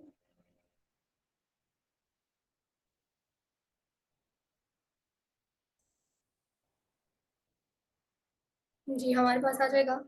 अब हर एक कंपोनेंट से डिवाइड करेंगे, ये 0 यहाँ डिवाइड करेंगे, आपके पास क्या आएगा -1/2 को आपने डिवाइड करना है 1/√2 से, क्या आ जाएगा मल्टीप्लाई करने पे, डिवाइड करेंगे तो ये मल्टीप्लाई हो जाएगा, तो ये से कैंसिल हो जाएगा, हमारे पास -1/√2 बचेगा डिनोमिनेटर, आ जाएगा -1/√2, और जब +1/2 के साथ करेंगे तो यहाँ पे आपके पास 1/√2 बचेगा। ठीक है, तो ये मेरे पास क्या आ गया U3 आ गया। ठीक है, हमारे पास ऑर्थोनॉर्मल बेसिस आ चुकी है, हमें बेसिस गिवन थी V1 V2 V3, इनको हमने यूज किया, हमने ग्राम्स में ऑर्थोनॉर्मलाइजेशन प्रोसेस को यूज किया, और हमने फाइंड कर ली ऑर्थोनॉर्मल बेसिस। उनके जो वेक्टर हमारे पास आए हैं वो क्या आए हैं, उन्हें हम देख लेते हैं, एक सेट में लिख देते हैं। हमारे पास जो ऑर्थोनॉर्मल बेसिस आई है का जो फर्स्ट वेक्टर U1 आया था, ये हमारे पास U1 है 1/√3 1/√3 1/√3, ये फर्स्ट वेक्टर आ गया। U2 हमारे पास आया था -2/√6, फिर 1/√6 और 1/√6, ये सेकंड वेक्टर आ गया। थर्ड वेक्टर क्या आया था 0 -1/√2 1/√2, तो ये हमारे पास क्या है ऑर्थोनॉर्मल बेसिस है। अब ये जो सेट है, क्योंकि ये ऑर्थोनॉर्मल वेक्टर्स का सेट है, ठीक है, ऑर्थोनॉर्मल सिस्टम बनाता है ये, तो लीनियरली इंडिपेंडेंट तो ऑब्वियस होगा। बाय द थ्योरम जो हमने डिस्कस किया था, जब भी आपके पास ऑर्थोनॉर्मल सिस्टम होता है वो हमेशा क्या बनाता है, वो हमेशा क्या होता है लीनियरली इंडिपेंडेंट होता है। दूसरा, क्योंकि ये लीनियरली इंडिपेंडेंट है तो इसका जो लीनियर स्पैन होगा वो इन बेसिस वेक्टर के लीनियर स्पैन के ही इक्वल होगा, यानी ये क्या करेंगे इस वेक्टर स्पेस को स्पैन कर देंगे, क्योंकि इनका लीनियर स्पैन R³ के इक्वल है, तो इनका भी क्या होगा R³ होगा, यानी ये जो हमारा सेट हमें मिला है ये बेसिस है। ठीक है, ये तो हम इसकी जो हमारा प्रोसेस था उसमें डिस्कस कर चुके हैं कि इस तरह से जब भी आप बेसिस बनाएंगे, जो जब आप ऑर्थोनॉर्मल बेसिस बना लेंगे तो वो बेसिस ही है, आपको चेक करने की जरूरत नहीं है कि ये लीनियरली इंडिपेंडेंट हो या फिर ये स्पैन करे, क्योंकि ये हमने बेसिस ही बनाई है। तो ये बस मैं आपको क्लियर करना चाह रही थी कि जैसे हमने मेथड में देखा था कि इस तरह से जब आप बेसिस बनाते हैं, इस तरह से जब आप नॉर्मलाइज ऑर्थोनॉर्मल वेक्टर्स का सेट बनाते हैं, तो हमेशा क्या होता है, बेसिस होता है। बेसिस वेक्टर्स को हमने क्या किया, गिवन बेसिस वेक्टर्स को यूज करते हैं और ऑर्थोनॉर्मल बेसिस में कन्वर्ट कर देते हैं हमने, ठीक है। Now this is the end of this lecture. और अब आप क्या कर सकते हैं, एक्सरसाइज 7.1 को कर सकते हैं, ठीक है। Thank you so much, Allah Hafiz.